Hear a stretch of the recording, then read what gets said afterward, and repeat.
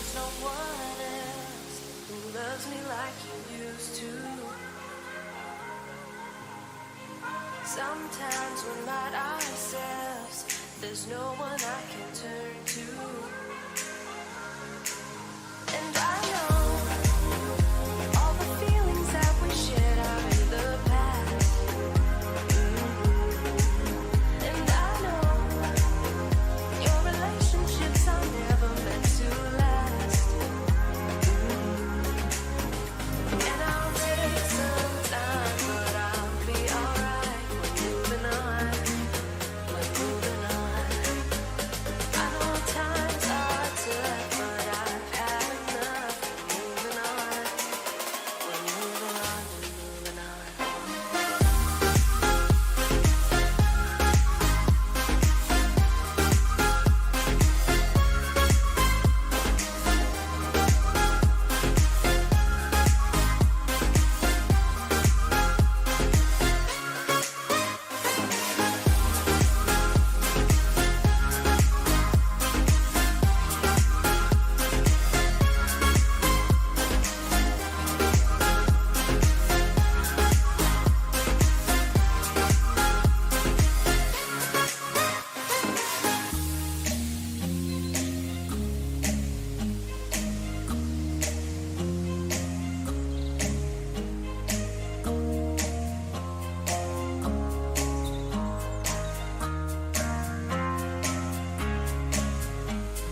Sometimes there's no one else who loves me like you used to. Sometimes we're not ourselves, there's no one I can turn to. And I'll take some time, but I'll be alright. We're moving on, we're moving on. I know times are tough, but I've had enough. We're moving on, we're moving on, we're moving on.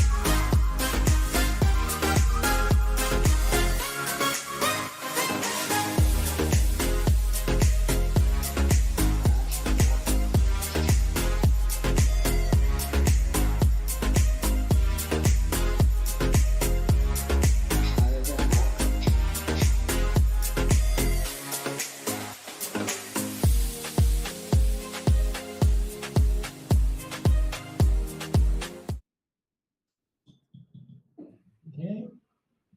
There's nothing in here. All right. Good What can breathe? morning, Us can hear. good Yes, afternoon.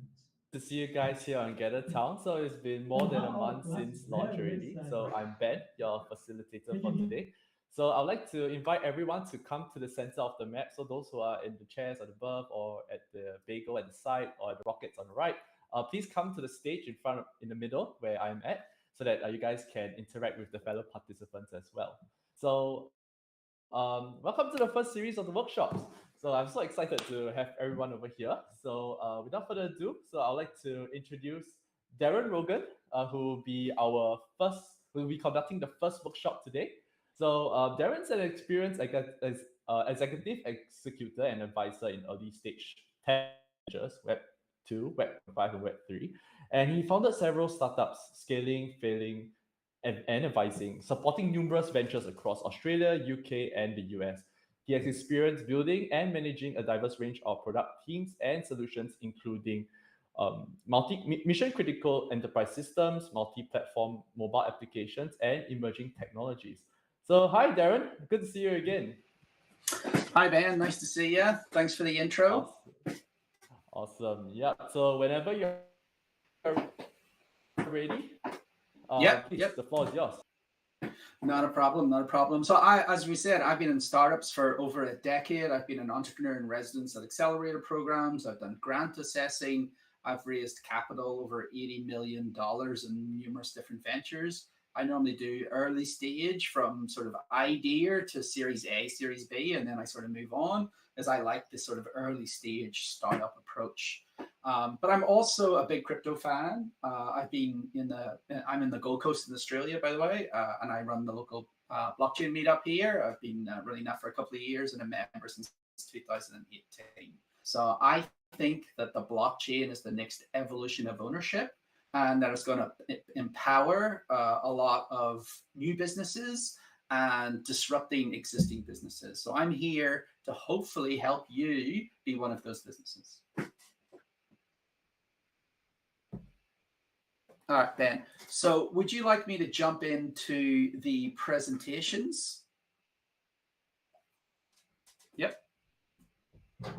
Okay. Yeah, let's do it. Yep, let's do it.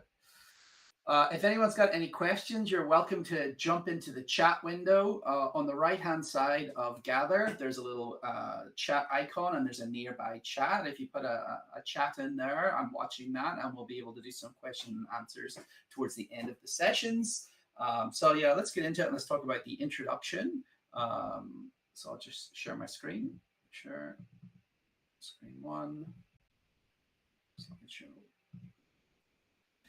Okay, so let's recap on what the actual program is. So we are doing the Techstars Startup Weekend Global Program as it's starting at 2 p.m. Singapore time. So as you know, this is the first Saturday of the workshops. And this is the hashtag that we're going to be using, which is Startup Weekend Global, all one word with the hashtag. So if you find anything interesting or there's a snippet, by all means, tweet. One of the big things about building products at this early stage is we need visibility. So we need people to know that we're building stuff, and this can help as well. So don't forget to show as much as build. So yeah, get on the Twitter, hashtag away, on the socials, Instagram, whatever you want. I'm a Twitter man myself. Okay, so let's talk about the judging criteria. So what is the outcome that you're going to be evaluated on for this program?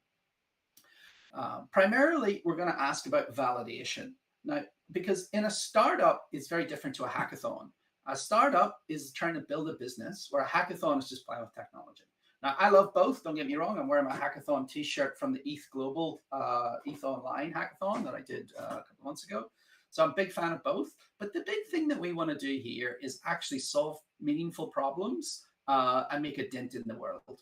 So you do that by having customers. And how do we know you've got customers? Well, you need to talk to them. You need to prove that there's something here, rather than just your lived experience and I believe there's a product here. We really want to make sure that there is a real product in the market, and that requires you to get out and have conversations or collect information to validate that. And that is not unique to Web3. That is unique to any sort of business. You're going to bring a new product to market. You want to make sure that market exists that you're selling into. Are you solving a problem? And that problem is boredom sometimes, and that's fine too. But we need to understand what we're doing and understand that there is an audience for that. Execution and design. Do you have an MVP? Do you have a prototype? Do you have a functional demo? Anytime I've sort of raised capital in the past, folks, I normally have a functional demo or a prototype that's able to demonstrate the core value that we're going to be delivering. And then I come with the validation and everything else to sort of say, I believe I've got a great opportunity here. And that de-risks the scenario for a potential investor, because you've proven execution, you've proven validation, which means the likelihood of your success is significantly larger than someone else who they're making a choice between. And the big thing is, if you're also doing, especially if you're doing a retail focused thing, you're doing things for consumers, design matters. Design matters a lot. I know in Web3, a lot of the times we don't really think it does. Like I write Solidity too, so I understand like Etherscan is a great product, but it looks crap. You know what I mean? Like it just looks bad. So these usability and these design really do matter if you want to move beyond hackathon to sort of building businesses, because we do judge books by their cover, unfortunately. All right, and one of the big parts and the bit that's very important is there a business model? Because otherwise you could be working for a very long time and never have like a flywheel kick in to have an engine of execution that it can generate its own fuel and sustain its existence, if not its growth. And ideally, it's unique. You're bringing something different to the market. There's a concept called blue ocean and red ocean strategies. And blue ocean is going into a unique space where it's just you've got no competitors. Where if you go into a red ocean, you're not competing against someone else. So you now are not sort of just trying to get a customer. You're also trying to fight off your competition, and you sort of cut each other on prices and bleed, which is why it's sort of a red ocean strategy. So unique ideas or a spin on something, a unique spin on something, are sometimes some of the best options. So we're going to be looking at all of these, as well as the relevance to the solution at the end of the day. Like, does a high Web3 is this? Is it? Are you just going to do a random store that sells something? Then that's not exactly part of embracing this Web3 future. So how are you going to use the blockchain? How are you going to get information out or information in? How do we leverage these tools, these brand new tools, to bring something to market? Or is there missing infrastructure? Is there something that's missing that we don't have before? Anyone who's using a big system these days, or a DeFi, is going to be using like the graph, which takes information out of the blockchain and makes it easier for programmers to sort of have a GraphQL for a large data, because you've got heaps of data on the screen. You don't want to hook onto the blockchain for each one. So there's a good example there of a relevance of something that's unique and something that's really been beneficial. So that's trying to give us a good idea about the judging criteria. And then this is how it's going to be running. So today I'm starting the kickoff. I'm going to jump into the ideation after I run through this overview. And then we're going to take a slight break. And then we'll be back at 3 o'clock where we're going through the lean business canvas.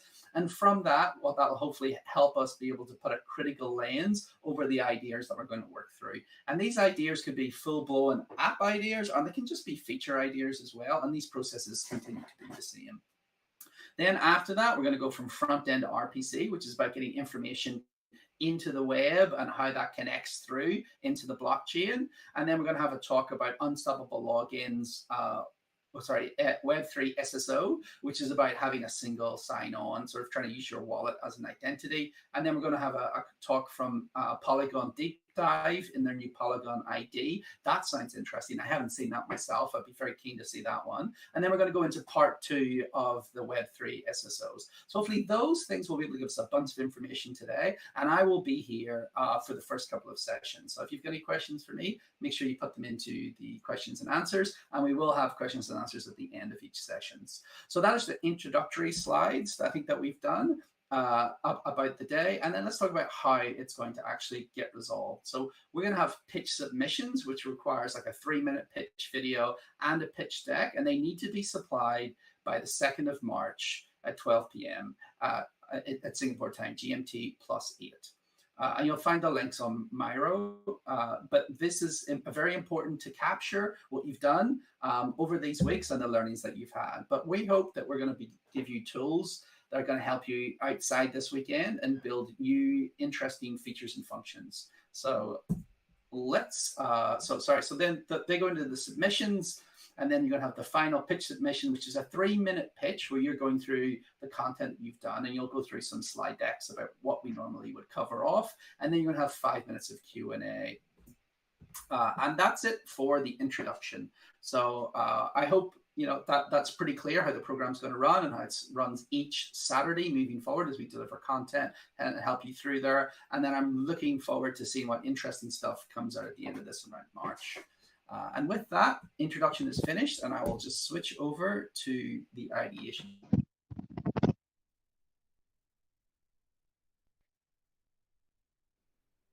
I'll just give Darren a minute. I think he accidentally exited the other town. Right, guys, stay tuned. Darren should be right back in a couple of minutes. So yeah, let's just wait for him.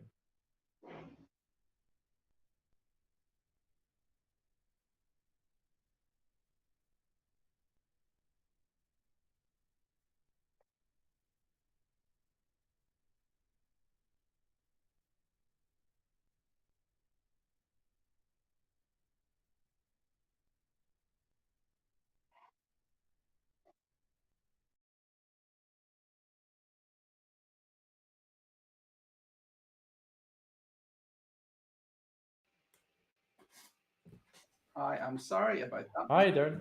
My Chrome just crashed. I'm having a few issues. No worries. No worries. Unfortunately, I didn't get the app installed before this session. No worries. Just a quick reminder to our fellow participants. So if you have any questions that you may have for Darren, anytime of the workshop sessions, feel free to use the chat function on GatherTown, and we will be addressing them at the end of the workshop sessions. And I also highly encourage the rest of you to turn on your camera so that we can see how you look like, how your beautiful faces look like. All right. So I will kick into the next slides. I'm just going to switch over to my ugly camera because you still look great, Darren. I wish my wife thought so. But anyway, let's get us back on the road. So ideation in Web3 is quite important in my opinion because we got a bunch of new tools that we didn't have before. So I'm like a solution guy. I've been building products and startups for a very long time. And you have these logical building blocks in software, if you want to think about it. And as you go through your career, you'll see larger and larger blocks that you're able to sort of connect together in different Legos to build different things. So one of the things I want to do is just sort of go through some of those new type of Legos and how a process about how to come up with ideas and how to get that creative flow going, because your first idea is rarely your best idea. And you need to let them flow and have several before that nugget comes out. And we don't want to kill that flow. So we'll go through that. But let's get going because I'm cognitive of time. All right. Who am I? I'm Darren Rogan. I just mentioned I'm a serial entrepreneur, a startup founder, Solidity developer, generally a tech. Like I love tech, but I've run big teams. I've done massive things, lots of different things over the years. And I'm at Darren Rogan on Twitter. So if you like what I say, you want to hear more from me, follow me on Twitter. Apart from that, have a lovely day. All right. Hashtag again, web ideation and Web3. Let's get into it. All right. Now, I like this quote from Simon Sinek, who is known for leadership training. He writes a couple of books. You'll see him on YouTube. Very fascinating guy. But he's got one quote which I think really ties in here, which is, what is a good idea if it just remains an idea? And I even call it a brain fart, okay? Because a brain fart sort of removes any real, restriction on you because you can just let it flow. It's going to come out and it may be good. It may be a bit stinky, but just let them out at the end of the day and then we'll decide later. But if it just stays in your idea, in your head, then it's never going to make a difference. So how do we enable you to make a difference? And we're hoping that this process will be able to do that. All right. So what is ideation? I just explained ideation. And then ideation is also described as, expressing new ideas. It's in this concept of design thinking called divergent and convergent thinking. And I know that sounds complex. And what does that mean? Very simply, it means creating options, creating choices. Well, we could do this, we could do this, we could do this, we could do this. I'm not limiting the selection of those at that time. That's the divergent of bringing out all the ideas, all that, we could have a staking thing that, that takes NFTs, or we do an NFT, ticketing system with gating through. Like imagine we, did this or we did that. We just run through all of those options. And then we try to select the best options to take forward rather than killing that flow. So very simply, a very simple process. But then what about it is Web3? Well, the bit about the Web3 is why now? Like why Web3?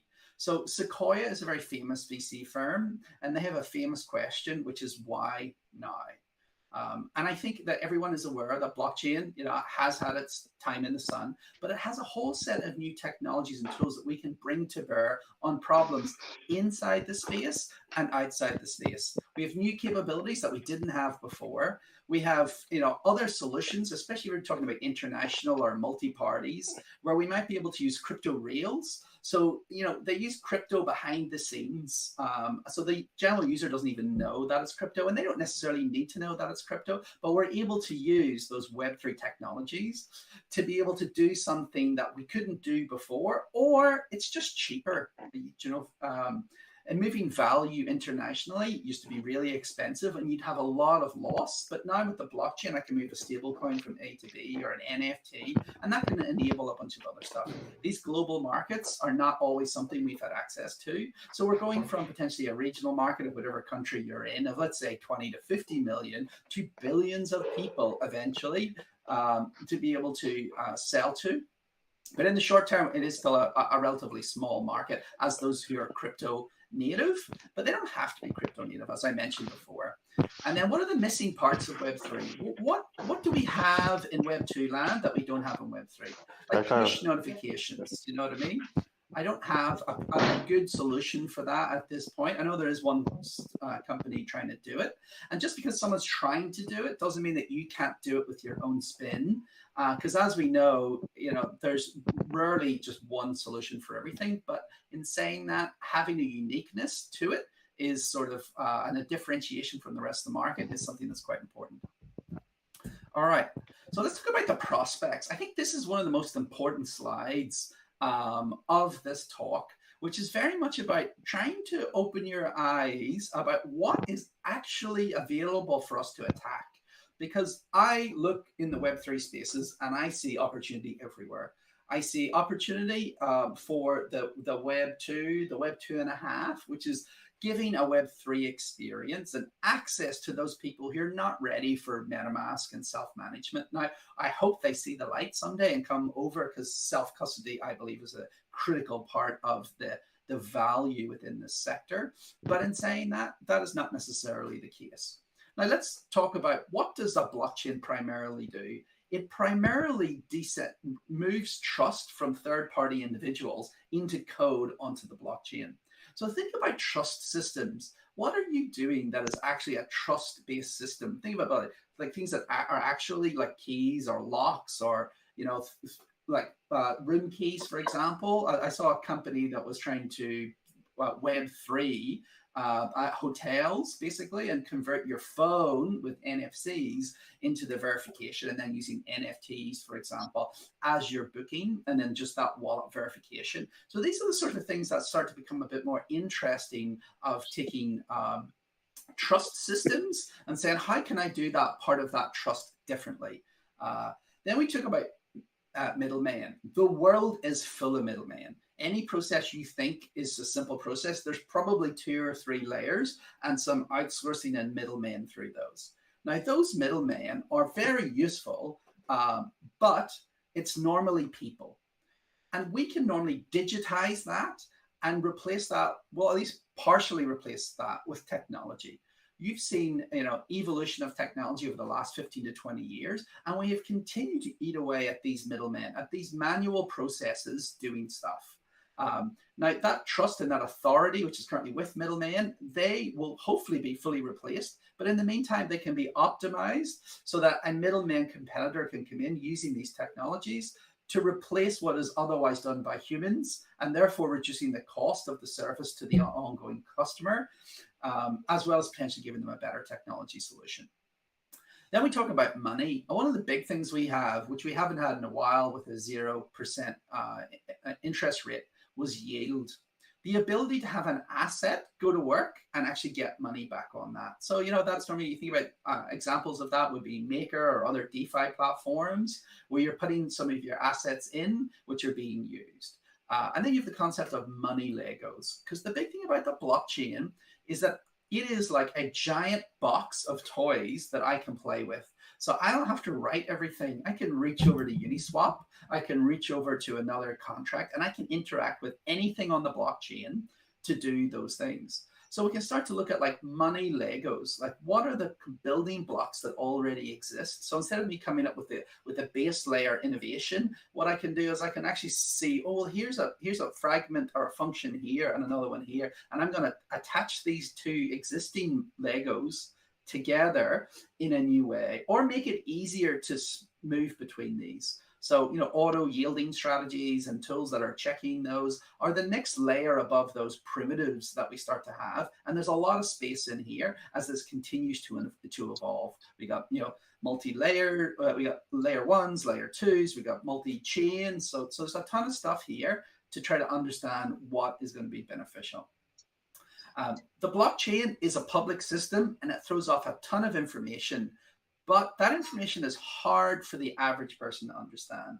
There are analytics platforms that already exist, like June Analytics, but the space of analytics and insights, so analytics is really about bringing information to you in a way that you can read. And then insight is adding knowledge over the top of that information that is related to the use case that you're interested in. So like I'm an NFT tragic. I love my NFTs. I've got a Moonbird, for example. So I might be interested in insights and analysis around the ecosystem of that.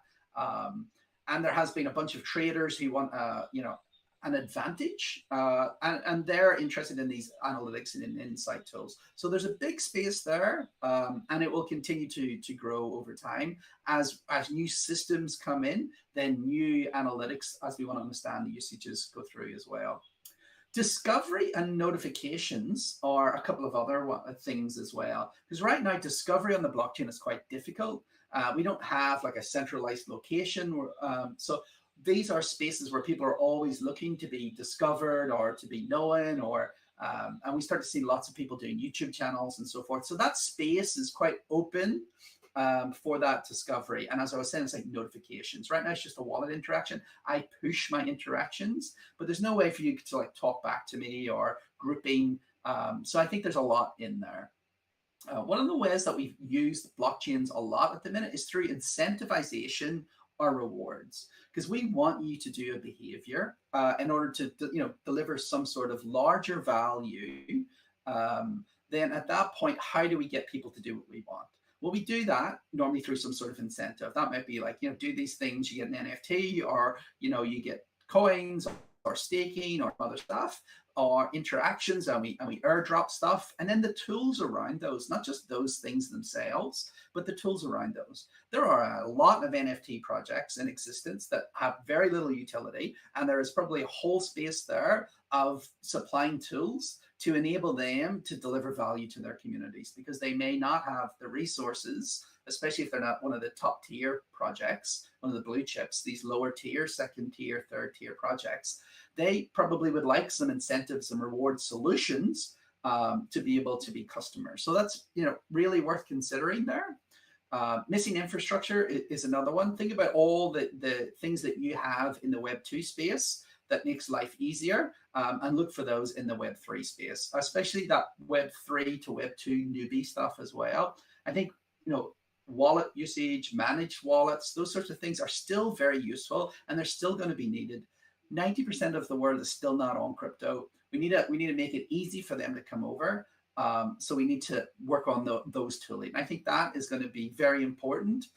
We have account abstraction, EIPs and stuff in the works about how to change how that might work. So that's a very good space to have a look at, wallets and social recoveries and all that sort of stuff. Because I can tell you right now, folks, my brother would struggle with this stuff because he's not techie. He'd much prefer to be in a field with animals than he would be in front of a computer. But I still want him part of this. Do you know what I mean? And I still want my parents in here. So think about those sorts of toolings. How can you do that? And think about it in a way where they're not always calling you, because if you're like me, anything goes wrong, you get a family member ringing you. So, it's always good for everybody. All right. One of the other things we've noticed over the last couple of years is we've seen a large amount of DeFi. We had what was called DeFi summer, and we start to see these pooling of assets. You think about like the largest hotelier in the world is Airbnb, and they don't have a single hotel. They don't have a single house. They are a platform of other people's assets. And we start to look at like Yearn, and we look at some of these other platforms, like Uniswap's another great one as well. These are pooled assets. So you, as a builder, can build a new technology that allows people to pool those assets for some sort of reason. And we also have the idea of fractional ownership. Now, fractional ownership is important because some people are locked out of opportunity and a thing called unit price gating. And unit price gating means that I need enough money to buy an individual unit. The best example of this is if I buy an apartment in New York, in Manhattan, and I buy an apartment in a country town in the US, The rate of value accrual historically has been that the New York Manhattan apartment is a better investment. It returns more money on the money invested than the apartment out in the regional town. But the cost of it is so much higher. So instead of paying $100,000, you're paying $100 million for an apartment. So that's the concept of you can't get access to these opportunities because your unit priced out of these opportunities. And that's where like fractional ownership can come in, that enables to bring people together and get access to these types of ownership that would be unavailable to you as an individual. And therefore, you can take advantage of the outsized upside returns of that type of asset, even though logically, the example I'm using is it's all property and it's all apartments. So there's some useful things that we can look at, as well as like, you know, managing resources and like grouped finances and things like that. DAOs are going to be very useful in here about how we use these assets. So consider that as well. Multi-chain comms is going to become more and more interesting, as well as multi-layer comms, because we now have like Ethereum and Polygon, we have Optimism, and we have other sort of chains. So now we have like base layer chains, well, it's like an Ethereum to an Optimism, for example. And then we have, you know, chain-to-chain comms as well. So we have bridges, we have a bunch of different things. We have collateral, we have liquidity being moved from place to place. There's probably ways that we should be able to manage that a bit better. Like I had a random idea, I don't know if anyone's doing it, they probably are, of doing a DEX that is a bridge-based DEX, so it only needs a single token, and then it's only your token that's moving between the bridges, and then you're using the DEX. You're using an AMM to sort of convert to the different assets, for example, which then means like if you go to use a bridge, you have to like lock liquidity of your tokens into that bridge. That, for example, would be a mechanism of not requiring liquidity lock at the bridging, so that all that liquidity can actually go in to give a deeper liquidity into your AMMs, and then use those AMMs with your own to do a conversion. So that's like a random idea just thrown out right there. And then a ton of automation tools. As you know, things get complicated over time, and then we have to do some sort of reporting. I'm right now trying to do my tax, and it's an absolute nightmare. So, you know, tools like that could be considered. So these are all like prospecting areas. None of them are like a definitive idea exactly, but what I want you to do is spot the opportunity spaces, okay? Now, all of these I see as very much opportunities. Like you can add a money leg, or you can add a yield, or you could do these things, but we've got more building blocks as well. Like, how do I solve a problem for a customer? They may be like a Web2 type of business with Web3 under the covers. There may be a full Web3 where you're fully on chain. But what do we have to actually get these products out the door? Well, we have things like tokens. A token can, you know, have a real life relevance. So this token can be backed by something in real life. So I'll issue you a token for a physical product, which could be redeemed in the future, or pre-sold, or the value of the token is just floating and it's used inside software. For example, it could be a governance token where it's used to make decisions. It could be a utility token where I burn that in order to consume the utility, for example. So if I want to do a feature or a function, there's a cost associated to that, and that is then used to burn those tokens. So we see this quite a lot in some DeFi tools where they'll have their own token, and they'll say, you want to create a new pool, or you want to create a new service. At that point, you'll use that token, and that token will be burnt, which will then be spent in order to use those utilities. We have the concept of what is a sold bind token. That is the idea where a token is given to you, but it cannot move.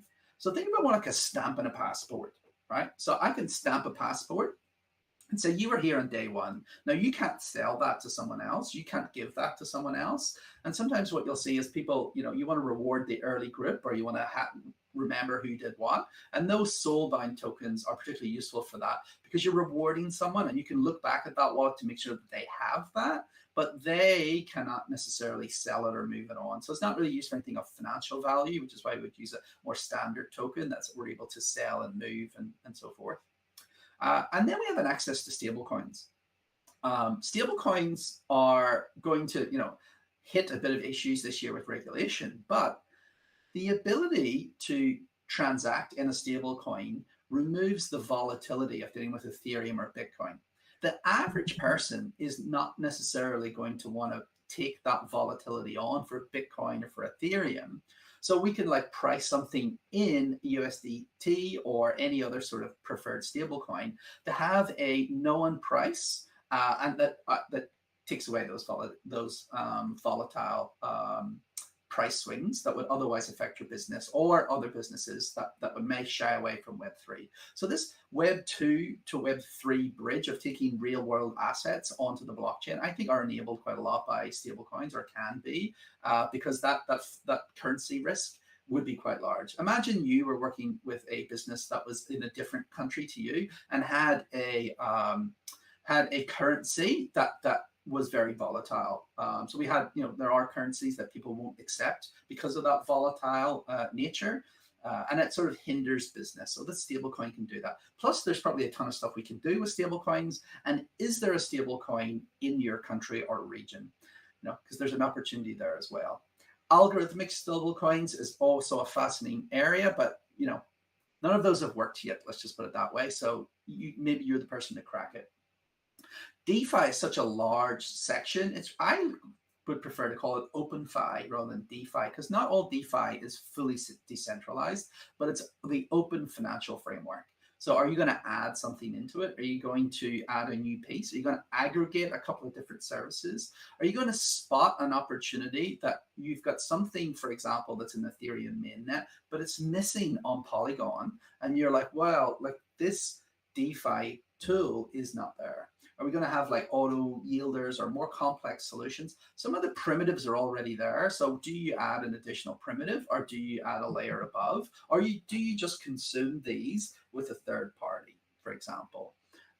So you could think of like a stable coin with a staking contract, for example. And you could say something instead of you paying me money to use the service, you will deposit money. So it'll be a no payment service. So there's like another example of something that could be done. NFTs, I love NFTs.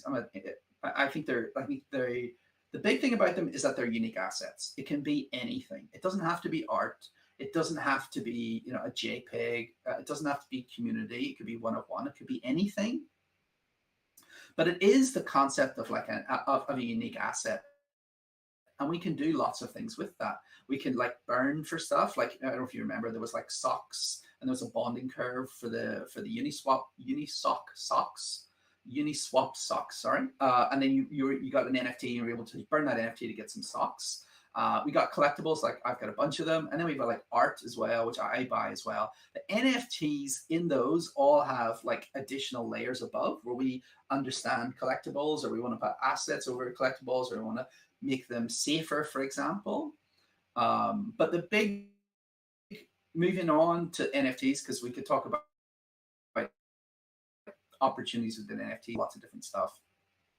So we got verifiable ownership as well, and that is a big deal, because instead of me having a third-party relationship with, say, another supplier, I can actually just look inside your wallet directly. I can't look inside your account with a third-party system, into your Facebook account or to some other software, without paying them and using an API. So this ability to have composable services that interact, and as I was describing before, you've all these toys that you can have a look at. You can actually check what people have, and you can say, do you have this or do you have that? And you can give different experiences based on what people have. So I can do things like, well, you are a super fan of mine. You have bought some of my assets in the past that I've released. So I want to give you, early access, or I want to give you a discount, or I want to, throw a gather time only for my largest fans, in which case we can use those verifications in the blockchain to as ticketing or discounts, and a whole bunch of stuff there.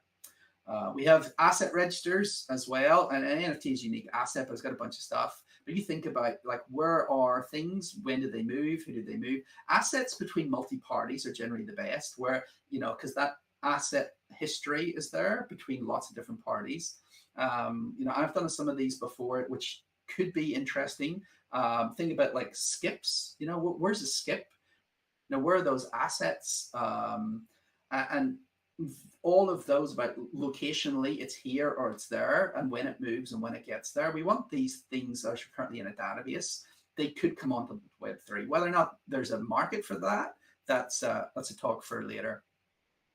There's a concept called token curated registries, which is sort of falling out of favor. But I like this one where it's basically a list and you get to vote, and you get to add people, but there's cost associated to it and incentives. So if you add bad people and it gets voted down, you've lost the capital that you've put in. But what it can do is it can be used as a mechanism to have the best results move to the top in an interested community, more than just popularity. So it's another sort of building block to check out.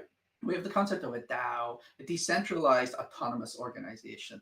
Now, I don't think any of us have got to autonomous yet, but a lot of the stuff is enabling us to do business in different ways. We don't need the top-down control structure of being told what to do, and you got the gigabrain at the top who supposedly knows all the answers and makes all the decisions.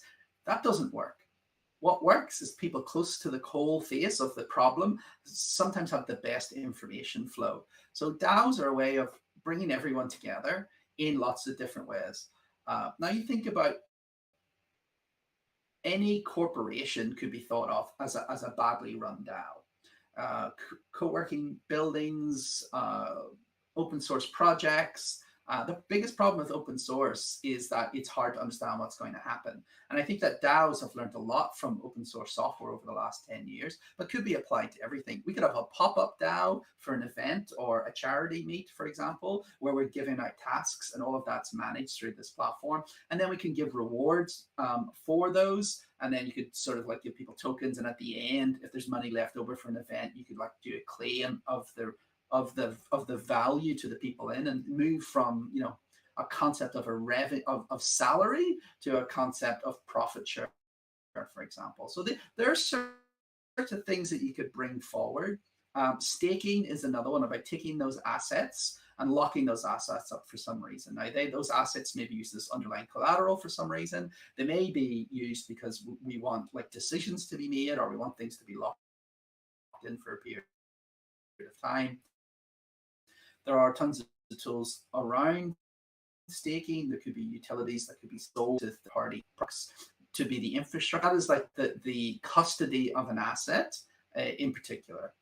So as I mentioned before, the idea of having like a deposit-based payment. So instead of paying for the software, I'll pay a deposit for a couple of months, and then when I no longer want to use the product, I pull it back. And that's a good way for me as potentially a customer who's given a freemium product to know if people are using it. And then if they're no longer using it, they take their money back. I can get rid of their account and then save on those resources. So they're just some more concepts. All right, let's go through some examples of some companies and talk about the building blocks that they currently use. So one of my favorite ones is actually a company called Pull Together. Now, Pull Together has evolved a little bit. Now it's on V4, but on V1, it was a very simple idea. It came out of a hackathon, accelerator thing like that, one of these. And it was, why don't we have a no loss lottery? Because we can stake everyone's assets into some yielding product, and then we can have that yield product be the prize pool for your entry, and you can always take your money back out. So that opportunity doesn't exist outside Web3. There's no way that I'm aware of where I can go into a lottery and get my money back if I don't win. So these are the sorts of like new primitives that are able to add new classes of products that don't exist in the Web2 world. Now they also do bond saving, is what they say, where all of the money isn't given out to the prize. You still get some of that yield, and then the majority of it can go forward. But check out Pull Together. They are actually being sued at the minute, so it is an interesting thing. But it's a great concept, whether or not it's being sued or not. All right, another one which if you're into NFTs, you're going to come across very, very soon at any in real life events, is token proof. So what token proof does is it reduces the risk of pulling your MetaMask out when you're at an event. So if you're at like an evening event let's say you're in Singapore, like I was at token 24 in Singapore earlier in the year, and there were some events, and I'm pulling out my MetaMask to show someone that I have an NFT. For example, I went to the Pudgy Penguins huddle, and in there, I had to show that I had my NFT. So in that, I've opened up my MetaMask account to show that I have sort of, this asset. I've opened myself up to a bunch of risk at that point, that somebody could grab my phone or some of these other stuff, because I could interact with a bad link, or someone could physically take my phone off me. So showing those assets made me very nervous. You know what I mean? Like my Moonbird sits on a hardware wallet. I can't actually take my ledger with me and plug it into my phone and demonstrate to you that I have a Moonbird to get into the conference.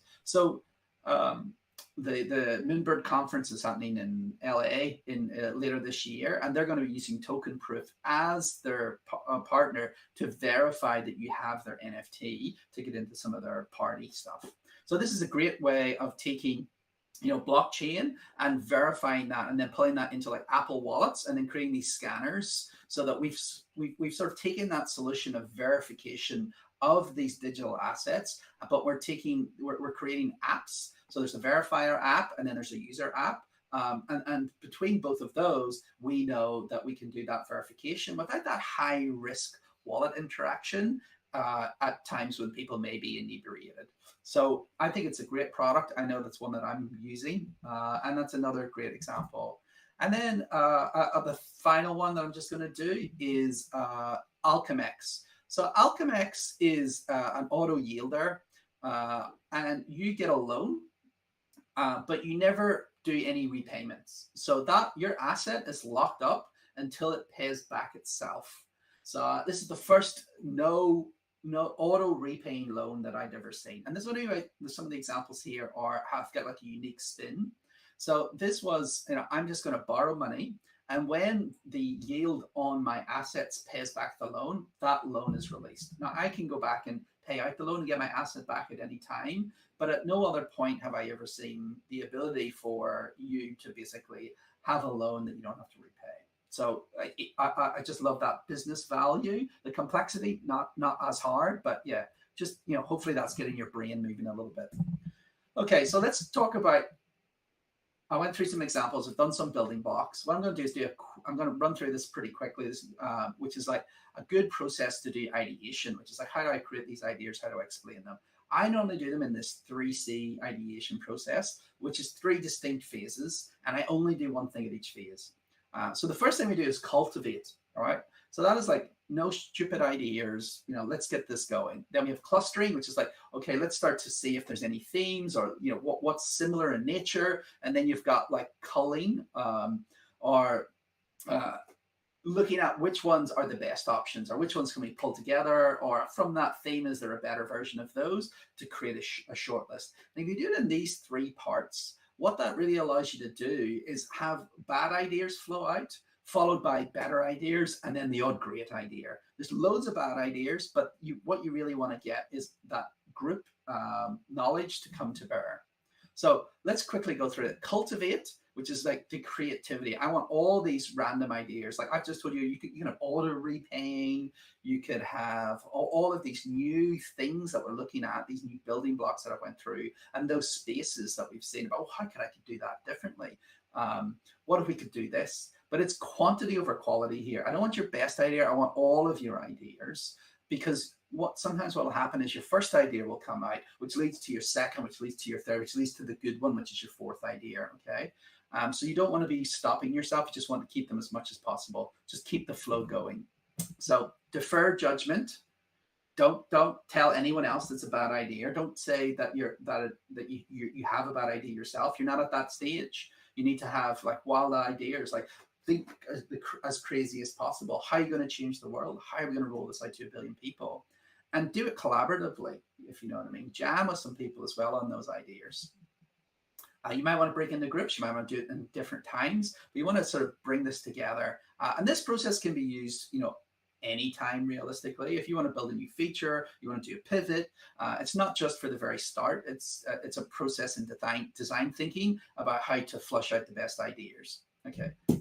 All right. And then clustering. So you'll start to notice that you end up having themes, or you start to have like most of your ideas are in DeFi, or you start to like find that you're sort of NFTs. And if you start to have a cluster and you start to get into that clustering, you might want to start sort of like playing on that idea a little bit, pushing it around and sort of saying variations of that idea in that sector. And you'll start to see that certain team members have an alignment to something.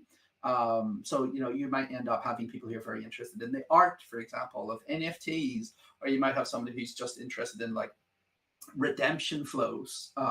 So they're just more like, I just want to sell tokens or beers or whatever, and I just see an NFT or a token being used to deliver real world stuff. So you think about events, a lot of events have beer tents, and they start to have separate sort of locations to buy tickets already to try to remove the money handling in some of these more busier areas. So at that point, there's things there that we could be looking at, and then digging into, okay, events, what can we do here? And it helps, but at this point, we're sort of like pulling them together and maybe doing a little bit of refining, but we're still not judging. We're still really just trying to sort of collect stuff together and see what the rest of the team wants. So themes in particular are very interesting. I start going down, a technical or a business theme, and then having discussions with other people, like, why is this idea important to you? What do you think? Because your knowledge and your comprehension of why that idea is good or bad isn't necessarily shared by other people, because everyone has got a different experience and a different comprehension about how to do things. And then concepts. A lot of times it's sort of like, can you see a concept? Can you see another fundamental building block that we can pick up and apply elsewhere? Because it's hard to know if we are on the right path all the time. Okay, and then the last one is the cull. Okay, this is when we think, okay, we spent a bunch of brain juice. We've got all these great ideas out on the table, but which ones do we actually think are worth doing? Okay, and this is the point where we start applying this critical thinking. We start to say like, okay, we have multiple options now. We have variations of options. Which ones of these should we actually have a crack at? And it's not one normally. We probably need to have a look at multiple versions of it or multiple different ideas to then say which one of these is most likely to work, or which one of these overlaps with the resources that we have or connections that we have to get something like this off the ground. Because we're starting to look at this more from, what can I get it done in this period with my team, and what is available in the startup week in this startup weekend program versus the beyond that. So guidelines for culling, make them achievable. Like if we're trying to bring an idea to market, it's all well and good having the great wild ideas, but I need something that's actually tangible. Do you know what I mean? You can have what I call a nebulous cloud that has no form. It's all sort of looks great from a distance, but you can't reach in and physically grab something. But when we move past, we need to start to bring into like, okay, that sounds great. What does that look like? How do I actually do that? Is that even possible today? Because if you're going to tell me you're going to do like NFTs for free, flights to in Uber Air, for example, helicopters everywhere, like that's a great idea, but it's too early because Uber Air isn't out yet. So there's sort of things that may not be achievable, but yeah, it's something to consider.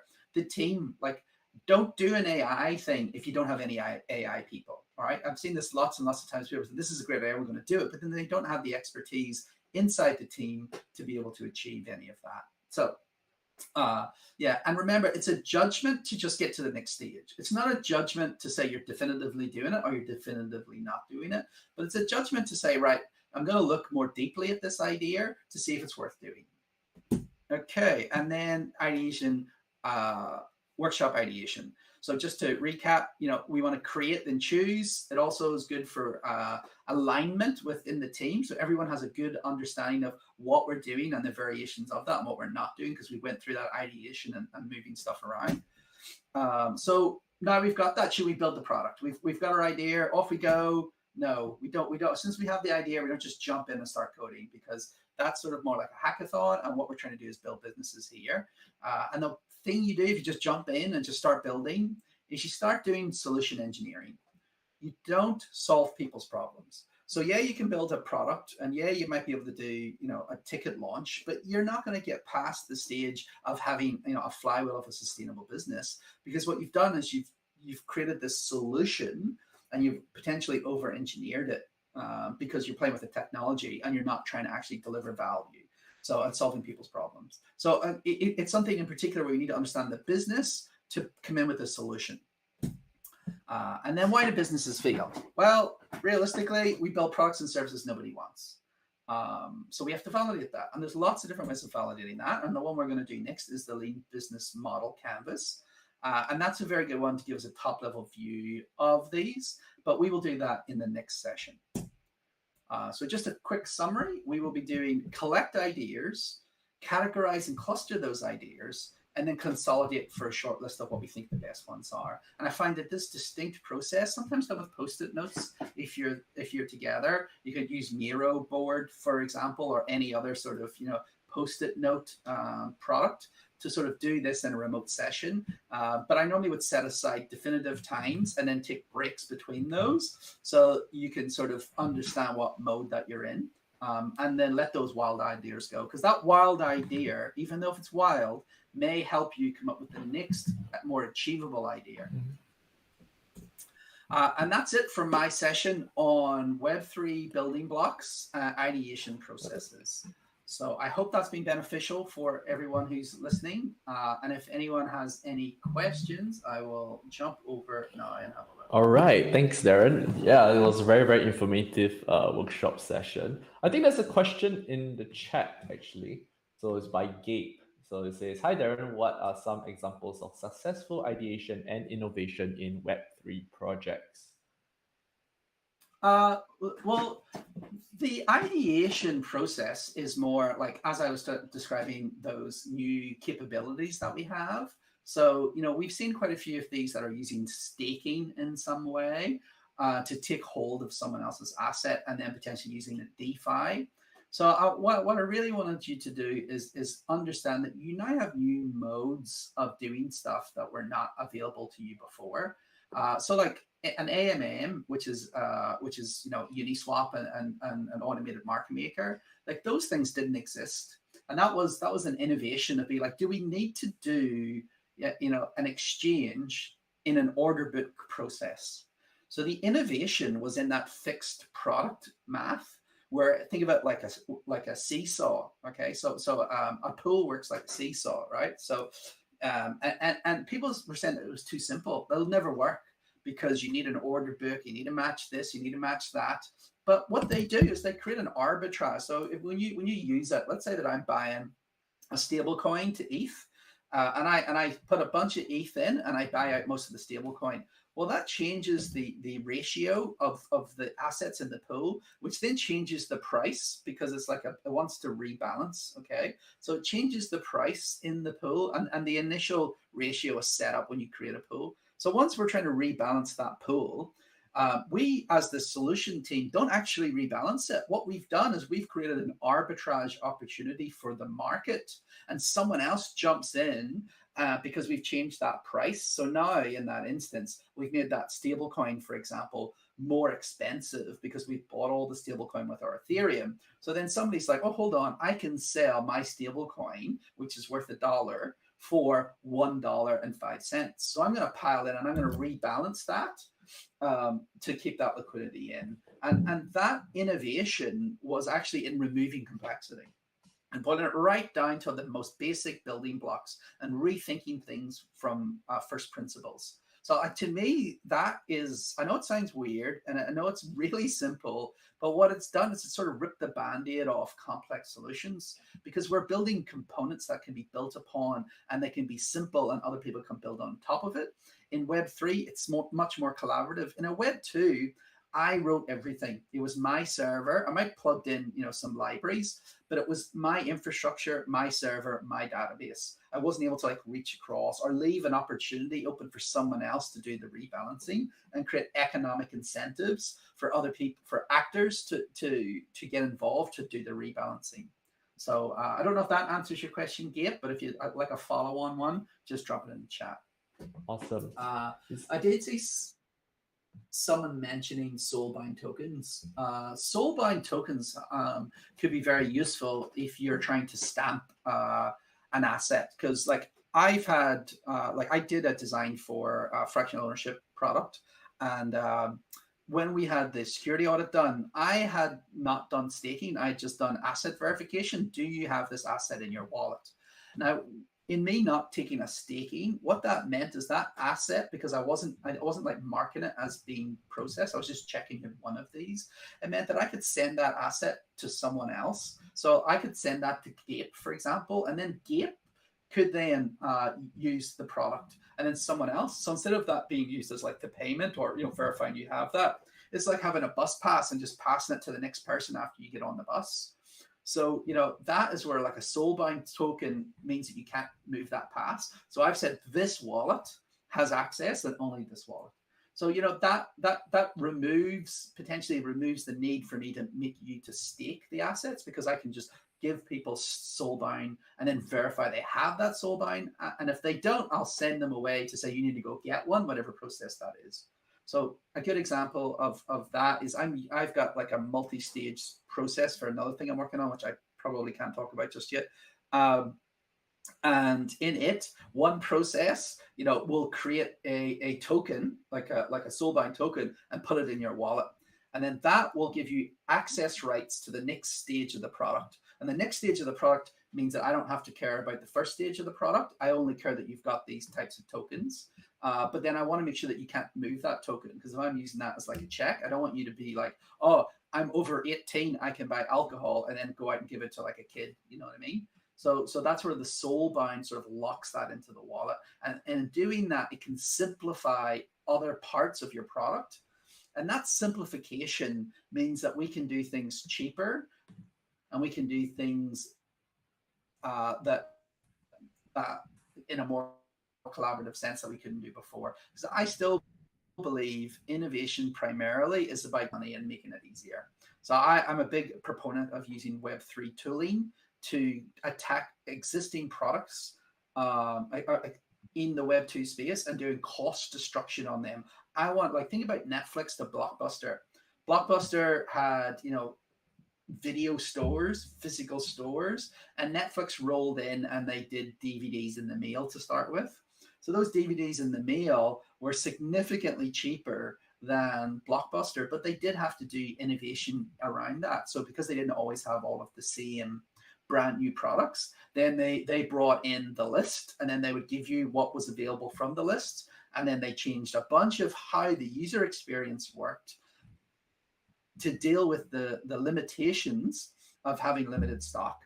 So these are like different innovations. One is, a deliberate innovation, and then one is a secondary innovation that are using, tools and advantages that other businesses don't have. And that is like warehouses and posts, and then moving to the internet for streaming versus, having physical warehouses and physical cassettes and DVDs. They have high cost bases. So this is the sort of opportunities that I think is rife for the space. But we do need to, be cognitive of the type of asset, and to make sure that there's multi-parties normally for it to be valuable. Awesome. So hopefully that's answered your question. So we're about to hit 5 o'clock. So unless there's another urgent question, we might take a 3-minute break or so, and then we'll move into the Lean Business Canvas. So I'm just going to step out and go to the bathroom and have another drink of water. So yeah, I think that's it for the questions. So I'm going to step away from the stage for a moment, and we'll be back on in about 3 minutes. Awesome. Is that okay, Yeah, Ben? sure. Let's go for a 3-minute break. So afterwards, then we will come back. So we'll be right back. See you in 3 minutes. All right, folks.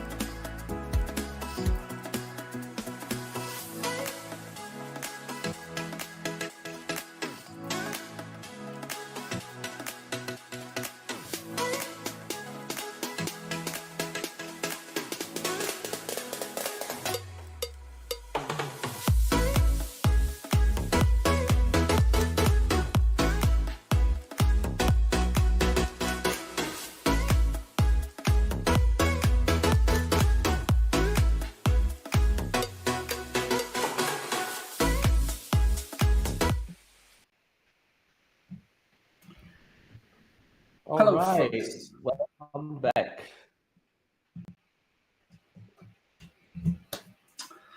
All right, we're going to get back into the next session. I hope that was useful. The previous session, there's quite a lot in there, a lot of building blocks, but hopefully we went through enough to give you like lots of ideas. And then we sort of talked about how to critically analyze those ideas.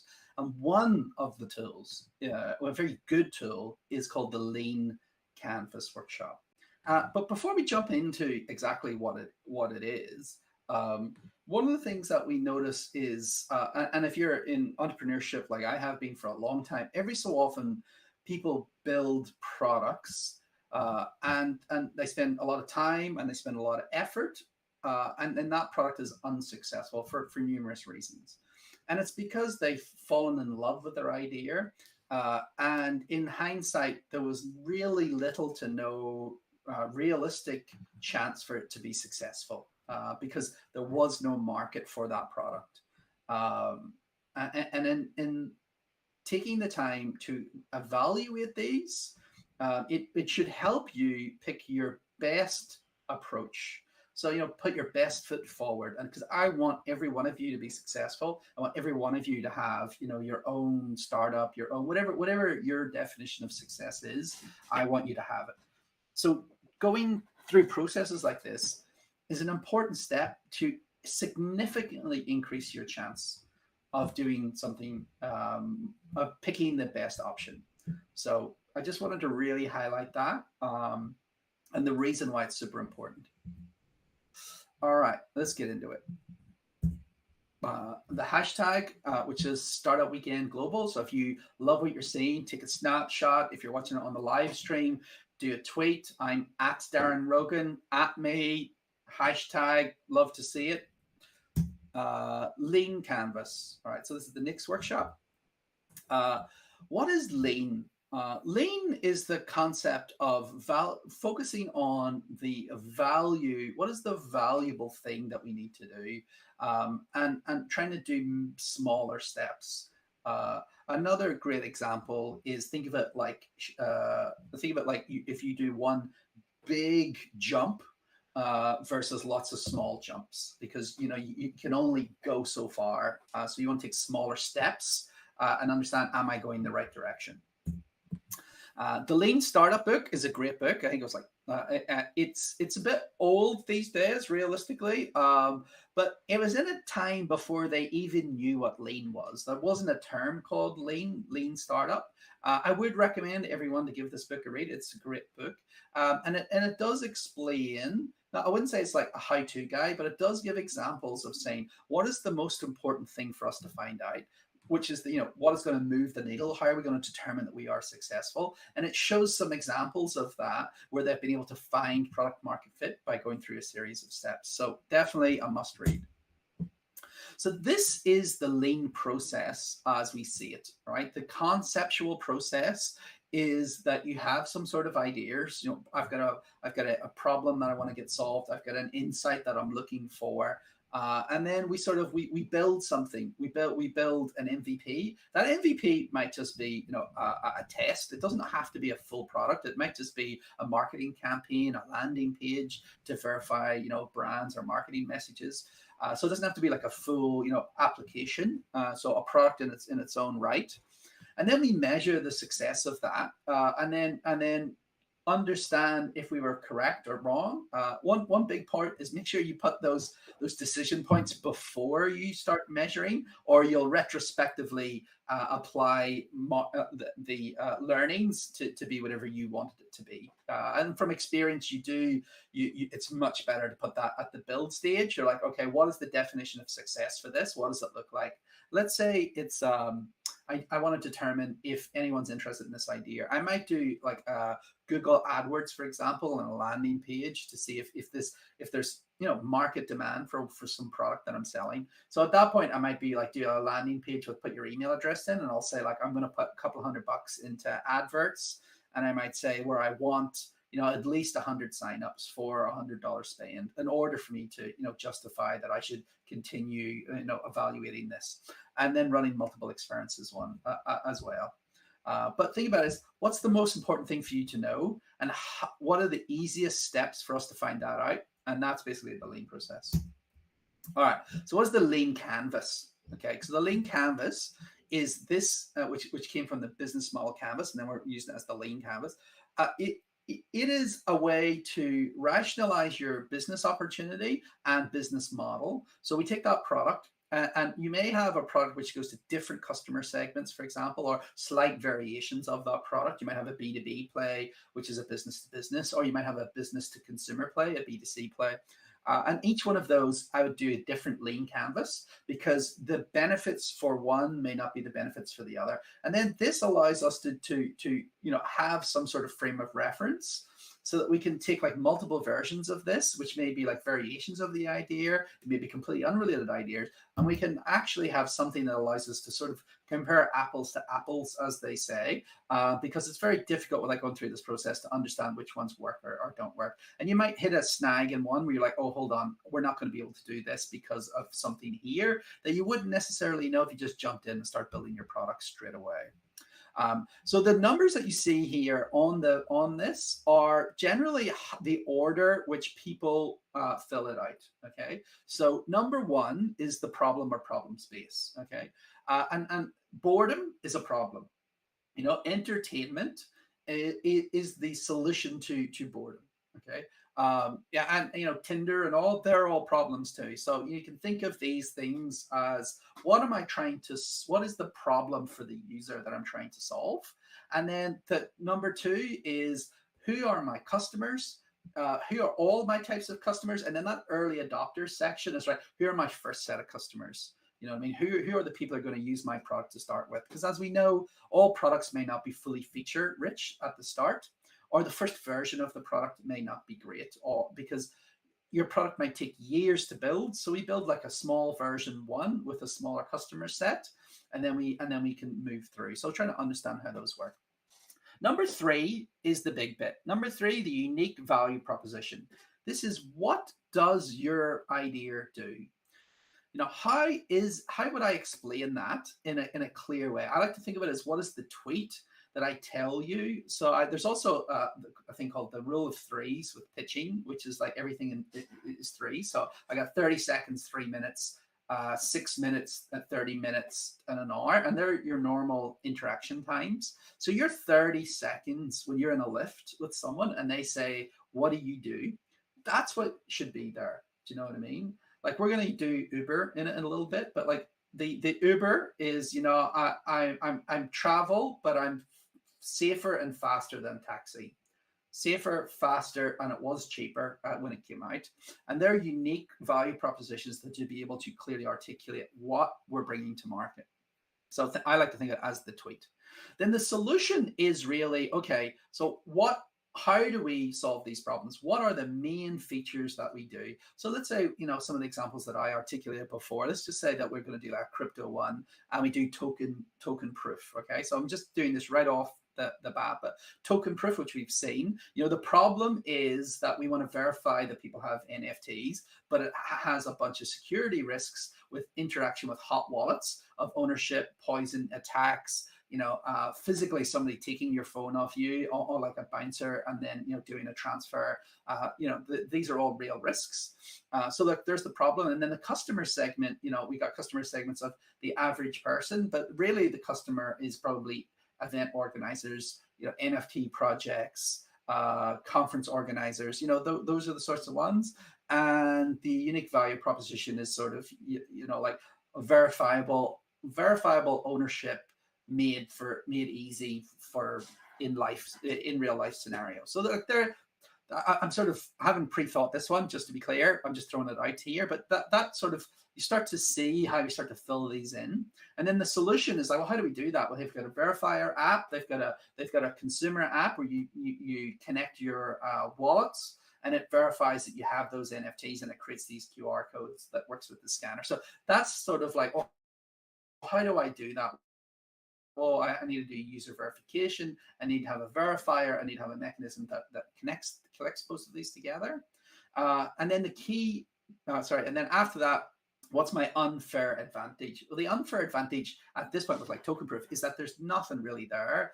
And you've got like first mover advantage, you've got a bunch of other stuff. But some of those can be difficult in Web3 compared to Web2, where a lot of the unfair advantage is in having a community and having market dominance. And then we move to cost structures. We move then to revenue streams. So that's money in and money out, okay? Because in order to have like an engine of growth, we need to make sure that we have money flow.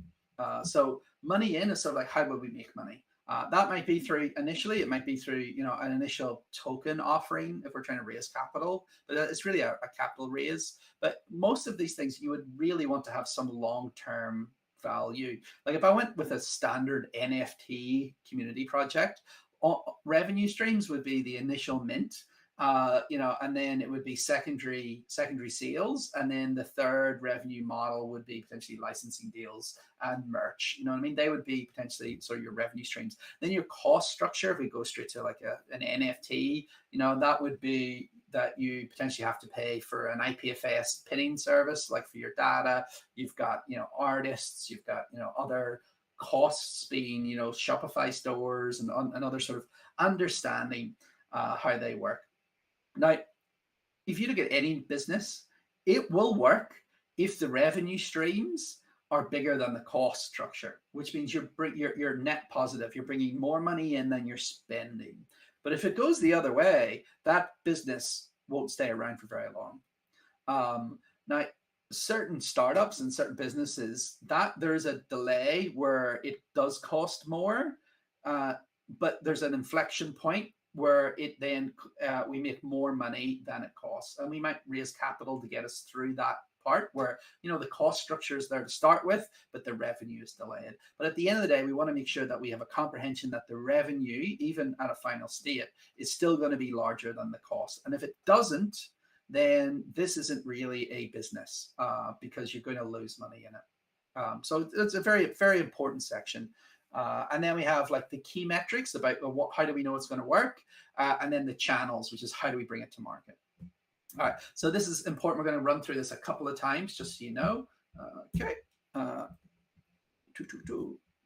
Uber. So we're going to go through the Uber one. Is it? Oh, sorry. So if I go through Uber, for example, we're going to do the let me just check. Okay, path. Yeah. So sorry, I've just done those ones. So there's the customer segments as I was describing. Like, there's your idea right now, the ones that are in blue, you know, because I've got an idea. I sort of have an idea of what I want to build. It means I sort of understand the problem that because I'm bringing this, you know, solution, you know, unique product. The customer segment. So, you know, some of mine might be NFT projects. It may be, you know, DeFi. It might be wallet. It might just be retail. And then those channels is like, how do I get discovered? How do I sell that? That might be direct. That might be influencers. That might be some other stuff. But you should be able to, from an idea stage, sit down at this point and sort of say like, okay, what is this? And then, as I was saying, this key metrics to understand how your business is actually going, and make sure that, you know, that you can understand how that would impact your cost and revenue structures. In most tech startups, your costs at the start are high, but your revenue increases over time.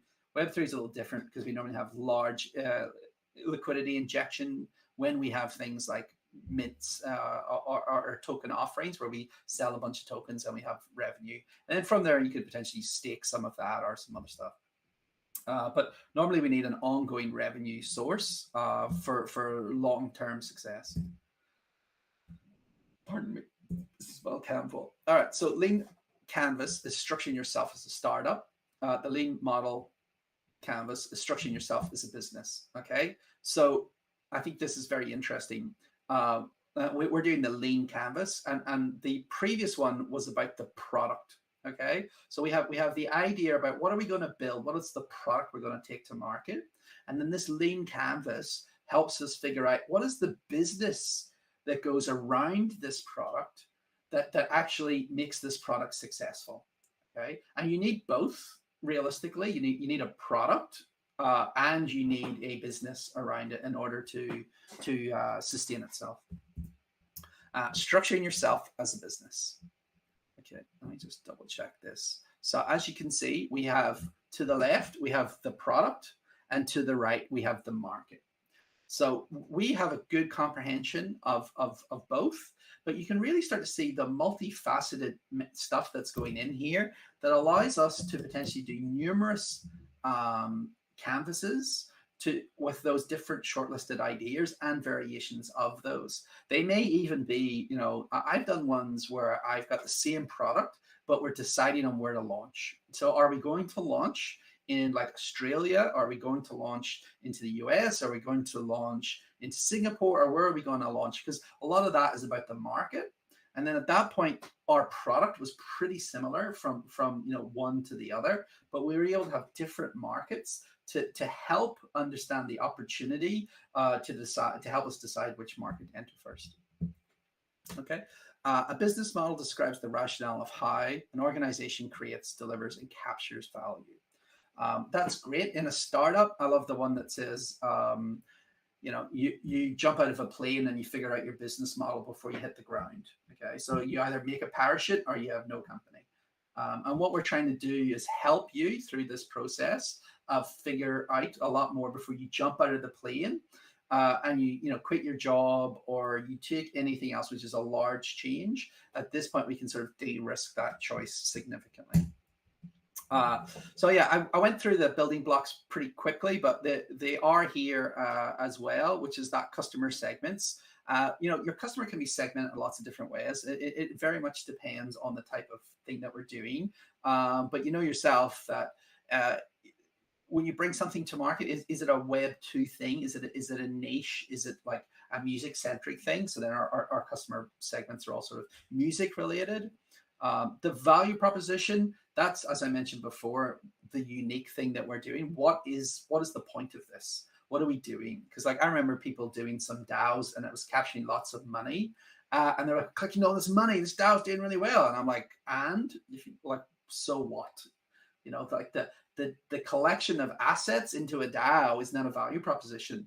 It just is. It just happens. So yes, you've created a mechanism for you to collect this capital, but what you haven't done is figured out like a value proposition to do anything with this capital. So you're very good at marketing, but realistically, this thing's probably going to fizzle out because once, you know, this capital runs out or it gets used, there's no real value there. So it's very important to think about the short term and the intermediate to long term when you're looking at like a business success versus can I do like a successful token launch? Because lots of people do successful token launches with not a great value proposition, and then that product sort of dies in 6 months or whatever and disappears, and the whole team go back to something else. We don't want that to happen to you. We want you to build stuff that will be sustaining long term and add a lot of value, which is why we're harping on about some of this stuff. All right, channels. Channels are super important. If you have the best product in the world and no one sees it, then it's valueless.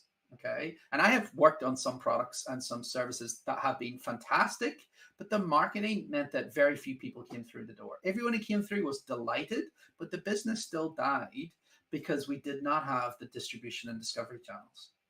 So we got just so you know, we got like commented on how good the product was. We got reviews in magazines, but it still died because those channels are super important. Understanding, are you going to do direct sales? Are you going to do partnership sales? Are you a white labeled product? Are you front of house where people are, you know, using you? These are the sorts of things we need to think about. But one point I would say for general advice is do not put the success of your startup, your venture, completely in the hands of others. Okay, so you want some control over some of that channels. A lot of times I see people just outsource all of their sales to other people, but that person isn't as passionate in making your business successful as you will be. And that will be probably a collection of other sales that they can do. And sometimes these sales guys will only sell the thing that gives them the most kickbacks. So be aware that the channels of go to market continues from that customer segment and how we connect with those and how we work them. In Web3, it's difficult because a lot of times with the wallet. We have like an interaction where they use us, but we don't really connect with them in the same way or the same identity like we have done in the Web2, where you've got like an email address and you're sending marketing and so forth. So it is interesting how we do those, but we start to see other mechanisms. As I mentioned, I've got some soulbound tokens, for example, from Killer Bears, which is an NFT project, and that it is then used as part of that customer relationship stuff. So that's an interesting thing there. The revenue streams, super important. How do you make money? How do you pay for things? Like the burn rate may be different. We may not have huge costs, but servers still need to be bought. Domain names still need to be paid for. People's time need to be paid. Like we all need to eat at the end of the day. So we want to make sure we have some sort of revenue, and ideally something that has some mechanism for sustainable revenue, and we don't have a big blip of revenue and then with just no more revenue from then on in. So we really need to understand, that big blip needs to take us to another stage where we get more revenue. I like to think of it as some of those time trial games where you need to figure out, right, well, I've hit the timer. I've got 30 seconds to get to the next timer. So, you need to make sure you've got future things or you'll just run out of steam. All right, key resources. Key resources, a lot of the times are people in this space because previously wasn't available. And what you're doing is you're using Web3 Rails or you're using fractional ownership, for example. There's a ton of intellectual property and value which could be brought to the market that people might want a piece of, but realistically is not available because, as I mentioned earlier, there's a thing called like unit token price gating. So like fractionalized shares is a great example. I think Warren Buffett's company, I think it's like 3,000 or 30,000 for one of their shares. So what that means is like a normal person can't get those benefits. So there's some things to think about. Key activities are super important. Key resources are generally going to be your people at this point, but what expertise do you need to pull this off? And relationships as well. Key activities is making sure that you understand what's happening, that you are focusing on the right parts of your business for things to work. Because I've worked with people in the past and they've shown me like social media numbers, and social media numbers are great, don't get me wrong, but they've spent all the time in non-key activities. So how do I measure the success and progress of this business? What is the heartbeat? How do I know these growths? What are the numbers we need to look? Because if you're managing those numbers from the start, you're going to have a significantly higher chance than just not paying attention to them. Key partnerships, super important. Things like Polygon, other people in the space can offer credibility. I know the Polygon ID conversation's on a little bit. I've launched a bunch of stuff on Polygon myself, but it's sort of like, who do I need to work with? And especially like money Legos, or we're building on top of other assets, then there could be a partnership there with Uniswap, for example, if I'm building something on top of their AMM, or I'm going to go over to Polygon and pick our Arbitrum or Optimism and like bring a product that integrates with some others and try to use them as key partnerships in sales, because I'm adding value to their product as I use that product in another value chain, which then expands the value of them, and then that could be potentially useful as key partnerships. But it could be, we're selling tools to lawyers or accountants or some other industry, so it doesn't have to be Web3 people. It could be standard Web2 at the end of the day, because Web3 is just a technology that's going to eat everything at the same time. And cost structure. One of the big things about cost structure in Web3 is the inversion of costs, because today I run a server in AWS and you don't pay to do an interaction. I pay to do the interaction for you. So I've got these hardware costs and running costs. So that still exists with like your web front end, but the cost, server cost, interaction cost, that sort of gets pushed out to the Ethereum network, for example, which can remove from you. But launching a project in a market can be expensive. So what is the ongoing cost? How many people do we think we would need? And that will give you a good idea of whether or not this should be done. Okay, this is a great visualization of the sections as we were describing before.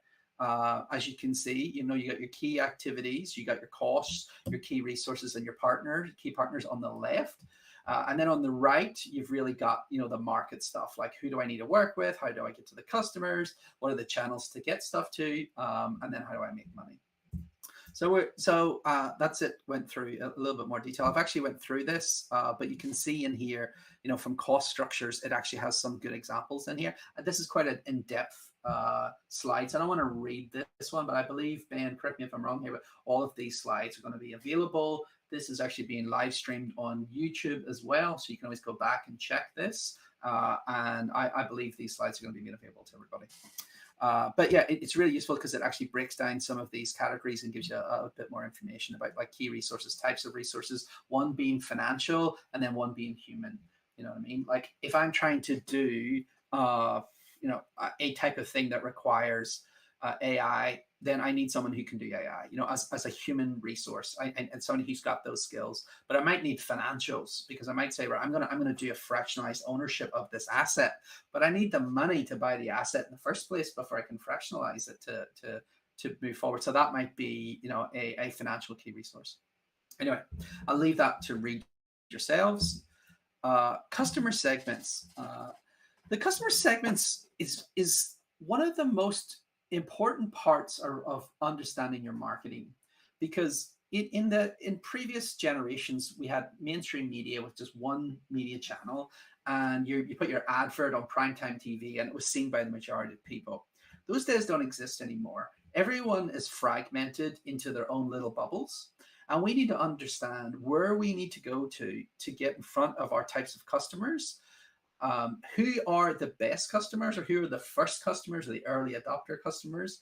There's like a Venn diagram, which is like circles over the top of each other that overlap, where we have, you know, the product that we have today, and then at some point you've got all the customers we want, and there's an overlap between what we currently have, V1, and the customer base who would be interested in doing that.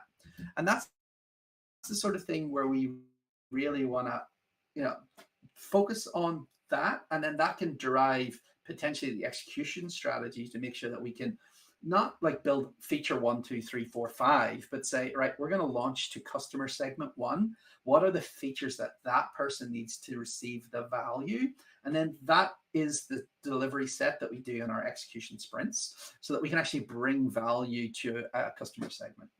And we may only focus on one customer segment, which means like a feature or a function, for example, may not have all of the functionality that we may want built, because that customer segment doesn't care about that just yet. You know what I mean? Like a great example of this is if your customer is a small to medium business, they probably don't need teams and roles and all this sort of, you know, levels of authorization of individuals, because it's normally just going to be a, you know, an owner executor, which means, you know, management layers and auditing and all that sort of stuff is not valuable for them at that point. But later in a customer segment, I'm going after an enterprise software.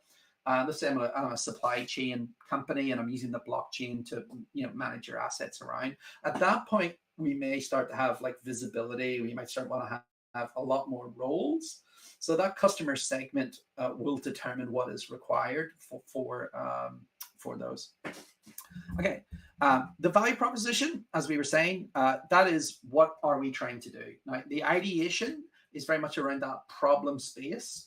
And then the solution, the definition of the top level solution, the value that we're bringing in, that is the value proposition. That is the tweet, that is the pitch, and we need to clearly understand it, and also think about it to be explained. Because I worked at an accelerator program, and I had some professors doing a startup, and he is actually the renowned person in the world on gut microbiomes and speaks all over the world.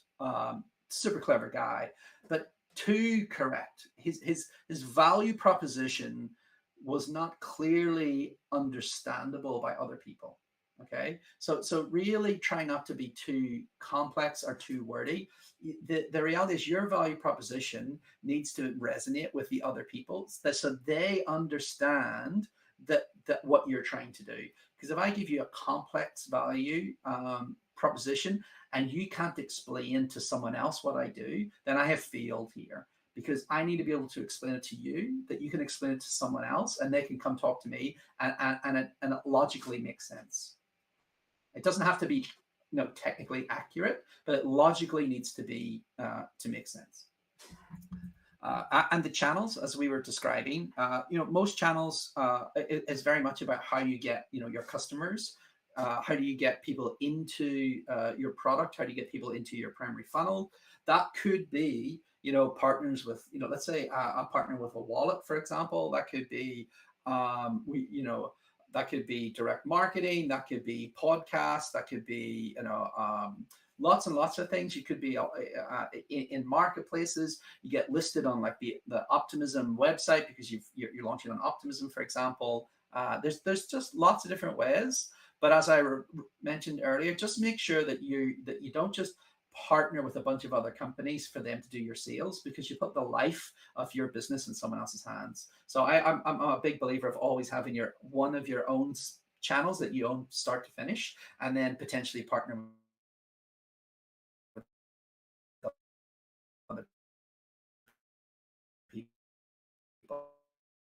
to get as many people into the funnel of your business as possible, are satisfied, that they continue to be your customer, be a customer advocate. And in Web3, one of the things that we really do is we move you from being a supporter to be a customer, to be a community member, to be an ambassador of our products. Okay, so this customer relationships, you see it massively in the Web3 space as people feel real ownership of it. And if we're able to use tokens, for example, to create that very positive relationship, we might have a customer for life, which is an important thing. If you've got a cost of acquisition, which is how much it costs me to get this customer through different channels, then I want to make sure that I can hold on to you as long as possible, because it's cheaper to hold on to you than it is to bring new people in. Plus, everyone wants good reviews. Okay, key activities. What is it that must happen? What is it that we must do in order for this to work? Now, if you miss a key activity, think of it like a chain. You're going to take a link out of that core chain and it's not going to work. So what are the chain of things that we need to do in order for this to work? Because with those key activities, we can start to record the progress of those and understand what we need to do, especially when we're starting to evaluate potentially one option against another option. You might find that one option has significantly less key activities to do and has a similar outcome of revenue. So then why am I going to work harder on option A when option B has the same value for less effort? Okay. And we don't necessarily know this off the top of our head. And that's why writing it down, especially because there's normally activity spread across multiple people. So then you're capturing all of the work, because some work is like an iceberg where you only see the top of the work, and there's lots and lots and lots that you may not understand because outside of your knowledge, for example. So you want to make sure that you bring your BD guy, your technical executor is in to understand what needs to be done.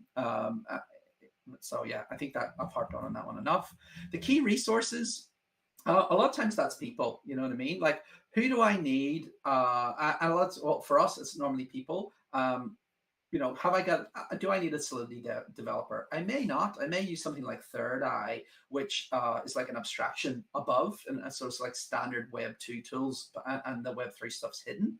Or, am I doing a bunch of visual stuff? So I need designers, or am I trying to sell to a certain class of people? Do I need a doctor? Do I need someone with a medical background, or someone else who's in the industry for us? Or, let's say, for example, if I'm going to launch a product and I'm trying to do like a token launch and all that sort of stuff, I might need capital to bring to market in order to do it. Not necessarily to pay for my time, but I might, for example, need to fund liquidity pools. I might need to create an AMM in Uniswap, or wherever you want it to be, in order as part of your release. So these are financial resources that you need, and in some of the scenarios that I've seen, if you don't have enough financial resources, you're almost like always on the back foot and unlikely to be successful.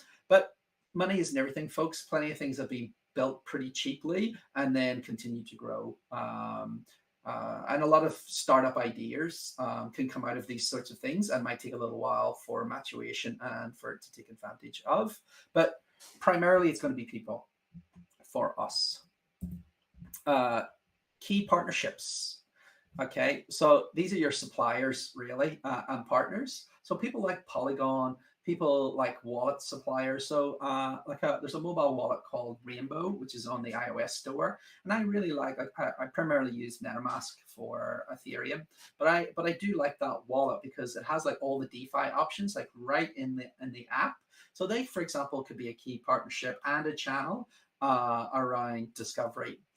Your key partnerships could be like, let's say we're doing fulfillment. Like I had an idea to do customizable books and then use NFTs as the as some of the assets. So I don't think I'm going to do this, but let's say I wanted to do, and there's a big need for this in kids with learning difficulties, where they experience things for the first time, causing them a lot of anxiety and they act out, for example. So if you're able to normalize this scenario before they arrive there. So I was thinking like going to the dentist, getting an injection, and then you're able to take like your kids and their name and so forth. So you might do something where you sell the NFT and you're able to customize the character, for example, like, and then you mint that, and then that's the redeemable, and then they burn that, and that then gets, that character being the name and the variation of the assets that you picked. That then gets put into the generated story, and then we print out a physical book and send it to someone. Now, I think like that's a great idea. There may be someone doing this, just to be clear, but I'm not aware. But that's one there where we got a key partnerships, and those partnerships would be our book publishers, who's actually going to do the physical prints of the books and deliveries. So who's our printer, for example. So once we move outside the Web3, which our primary partners are potentially exchanges and alchemies and those sorts of stuff, to the real world, we start to get more and more businesses involved. If you're creating a layered business that's sitting on top of other primitives, then those primitives may be key partnerships as well, because the more that you integrate with other people, there's like an interaction point there. So if they're coming out with a V2 or a V3 or they're making modifications, you want to know that, so you want to sort of connect with those.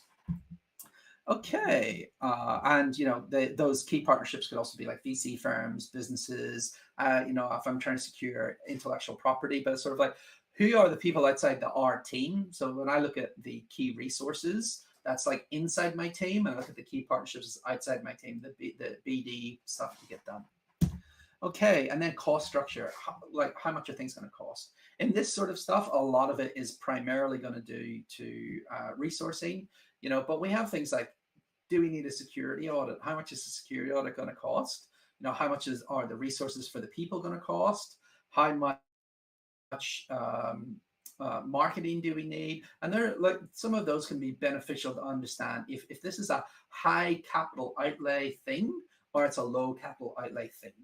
So let's say I'm going to do a members club, or then it's a high cost because I need to create, I need to fit out a building, for example, or I need to buy hardware, or some things like that. So it's very important, when you move away from the idea, it's very important to really comprehend how much it's going to cost, because that's the core function here. We need to bring more in than we spend.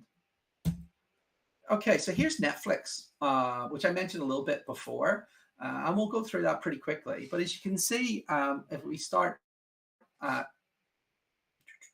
the value proposition for Netflix, which that's super convenient.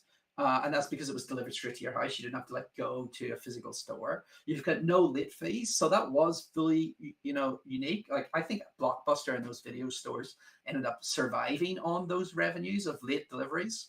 The suggestion library and that large library, that was an innovation that they brought in. And they took what you might be seen as a negative to be, well, I don't have, 10,000 of the most recent movie, because that's what Blockbuster did. Their competition had a business strategy that said, we're going to have the newest releases and we're going to have lots of that newest release. So you're going to come to us for that.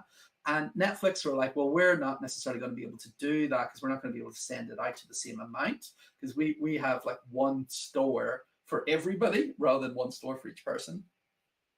So they look at that with a large library and that suggestion engine. So I really like that. It's like an ideation about, well, how can we turn this negative into a positive? So they're the value propositions. And this is very much, like early days. So the customer segments were US households. Unfortunately, it was only US for a long time. It no longer is. People who are interested in film buffs, families, mainstream, and moviegoers. Look, I don't know about you, but when I was growing up, we used to do go to the video store and pick up like a VCR of a movie, like a family movie, and get some stuff and then bring it back. So that family stuff, that makes a lot of sense. And these customer segments, so that really then would be like, so once we go from there, we look at the customer relationships as well. You'll see that Netflix was very much self-service. And the reason I went there, I'm jumping around a little bit different, is the cost structure again is very important here, because being a self-service means that cost is reduced again. And we, in the cost structure, we've got facilities and staff. So that automation really gives us a benefit in the market of staffing. And I believe this is probably one of the spots for Web3 in particular, where these facilities of using a blockchain means that we don't necessarily have to pay outlandish costs to AWS for stuff. And the staffing that would normally be done by individuals can now be digitized and put on the blockchain. So that I think is a very common thing, okay? So in that cost structure.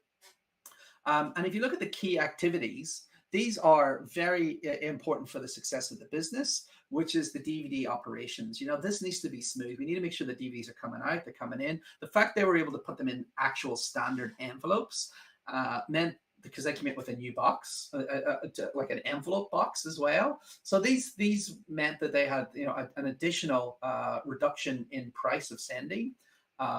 But that DVD operations of getting the DVDs, marking them in, marking them out, that's super important for the success of the business. Because if that's not great, then your assets are not working for you, because you always want your assets to generally be out working. You don't want them sitting in the back. You don't want them just being processed. Do you know what I mean? Because that's dead time for your asset.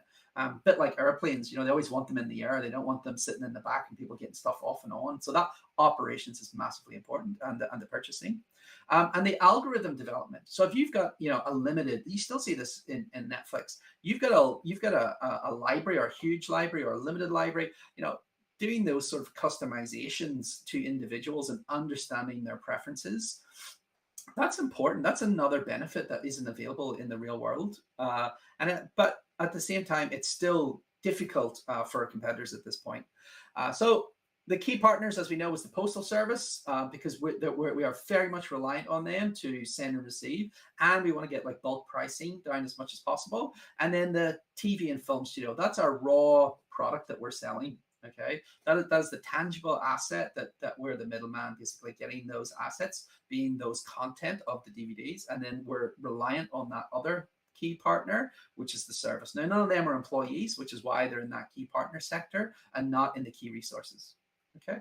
Okay, so I think we've sort of covered this one enough, and the revenue for that was subscription and envelopes, monthly subscriptions. Okay, and then normally I might also do some spreadsheeting if I'm trying to figure out something to be like, okay, well, from a revenue perspective, if it's monthly, how many customers do we think we're going to get, and what would be the revenue of those types of customers, to also qualify sort of the amount of revenue rather than just saying monthly. But anyway, let's keep going. The big difference for them of it being a monthly revenue stream was that it was a SaaS business. So they had more of a guaranteed income rather than the pay per usage model of like a Blockbuster or whatever. So they were able to then have an understanding of how many people are going to come in and be able to do like yearly discounts for membership to then have guaranteed income coming in versus the high risk of income per sale. So that's where you can see SaaS businesses have sort of taken over significantly because of that benefit. All right, questions you should ask your team when understanding your value proposition. The engineering question: can you create breakthrough technology instead of incremental improvements? I like to think of that in Web3 as, can I rethink this from first principles with the new building blocks that we have? Because there's already a solution in place, or sort of a solution, but it doesn't have the technology options that we were discussed. It doesn't have a soulbound token, doesn't have the ability to potentially do airdrops, you know, to get people to do certain behavior. There's no mechanism in some of these things to say, right, well, if you, you know, let's say we're going to do a Netflixy sort of thing. Well, you might be a movie reviewer, and from there that we sort of pull that in to try to be more community orientated or some stuff. But the engineering is, you know, can I use these new Web3 building blocks to do something which is significantly different? Because a minor improvement, an incremental improvement, is normally not enough to get people to make a move. So there's a great book by Peter Thiel called Zero to One, and in it, he's the founder of PayPal and a bunch of other stuff. He actually he did that with Elon Musk. He articulates that you need a stepped improvement to get people to change, okay? Because if it's only a minor improvement, I'm probably just not going to get off my butt to go do it. And this engineering question is very apt for us because we have so many new tools and new tools coming as well, that we can do stuff that wasn't possible before. All right, the timing question. Is now the right time to start your particular business? The bear market is a great time to start the business because it's significantly easier to get your key resources. If you need to scale a team, you need to hire developers. In the middle of a bull market, you cannot get a developer, and they'll get poached on you. Your resources get poached. It becomes very competitive. So in the bottom of the bear market, some of these things become easier and some of them become a little more difficult. It is harder to get capital, just to be clear, but the reality is that you've got a higher chance of success because you're already at the bottom. Then we have to look at this from a business opportunity perspective, not just the Web3, but because it may just be using Web3. It may not be an internal Web3 business, you know, not focusing on internal assets. We may just be using those crypto reals. And then there might be things in those businesses. Like the reality with a recession means that people are, you know, switching, or they're looking to downgrade, or they may potentially be interested in taking optimization tools or blockchain or products that they previously were just throwing bodies at. Now they're actually interested in doing cost reduction tasks. The monopoly question. Are you starting with a big share of a small market? Monopolies are great for the companies, and it's okay to start in a small market if there's expansions into other markets, but you do need to really understand that, you know, being the king of your street it doesn't matter. So, you know, if it is a very small area and you can take it, then that's all well and good, but is that the final size and value proposition that you're going to do? Or is that just a niche and you're going to do another niche and another niche and another niche, and then you want to be the first person? If you're the primary, when and if you get to be the primary supplier in a sector, you're front of mind. Think about it. People say they Google it. They don't say they Bing it. But you never know. In a couple of years with OpenAI and Bing, people might say, just Bing that. And that's the sort of thing where if you're able to become that monopoly, you almost sort of can combine some of the marketing and discovery.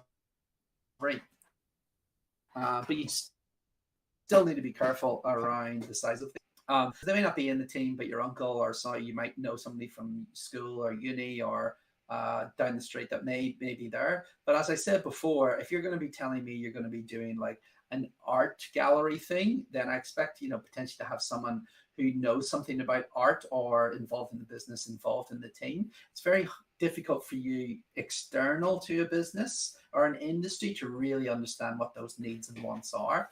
Plus, there are technology choices. If you say I'm going to do like a game, for example, like a AAA game, and you don't have any game developers, then, you know, that's not going to work, and so forth and so forth.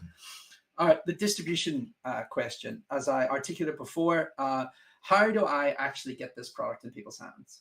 You know, what is the discovery model? How do I give this out? Now, tokens and token drops have been a very common mechanism for distribution and discovery. They are potentially used as mechanisms to get people to come try your product out, because you're potentially giving them a free token, or they can earn a token, or they can take, and that is like an incentive mechanism. It's just one example, but other distributions could be, you know, as I mentioned before, the Rainbow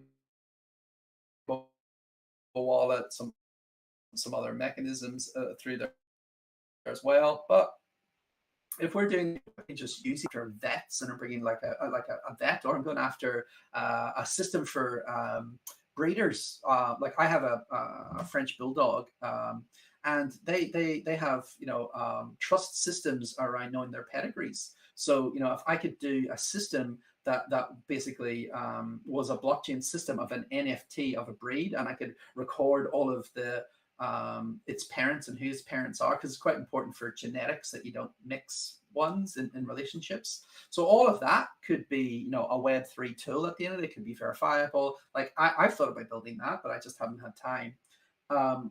But the distribution for that would not be Web3. Do you know what I mean? It just sits on Web3. The distribution for that would be normal Web2 stuff. So how do we get to breeders, dog shows, all that sort of stuff is important. The durability, I went through this quite a few times, the fact that you need something that's more than just a token launch and a product that fizzles out. In blockchains, a lot of times it's market dominance. It's bringing something to market and getting a community around you that really is that separate, that sort of defensive and durability. But if you've got a strategy of solving a problem for a sector, then you will evolve with the technology evolutions, because we know the blockchain is going to continue to change. We know we've got we've got layer 2s, we're going to have modular blockchains, we're going to have zero knowledge proofs, we're going to have significantly more and different stuff. So we need to understand about the problem space that we're going to do, and then I find that's much better in that durability. Okay, and then we have like the secret questions, like have you identified a unique, like what can we see that no one else sees? And I think that comes very much into that value proposition. Okay, I'm going to jump through prototyping super quick because this might be useful, but that's sort of the main sessions of those. So prototyping is very useful. Show, don't tell, especially in this sort of program. I prototype a lot of stuff. I've even got a deal with the National Rugby League in Australia for a product that didn't exist. It was just Figma. Okay, because it was just prototyping, and then they loved it, and then we agreed some modifications, and through that we actually built the product and launched it with them. Paper, I love paper. You've got Proof Pop from Marlin, which is prototype on paper. You can just draw. If you can draw with a pen, you can draw out an app.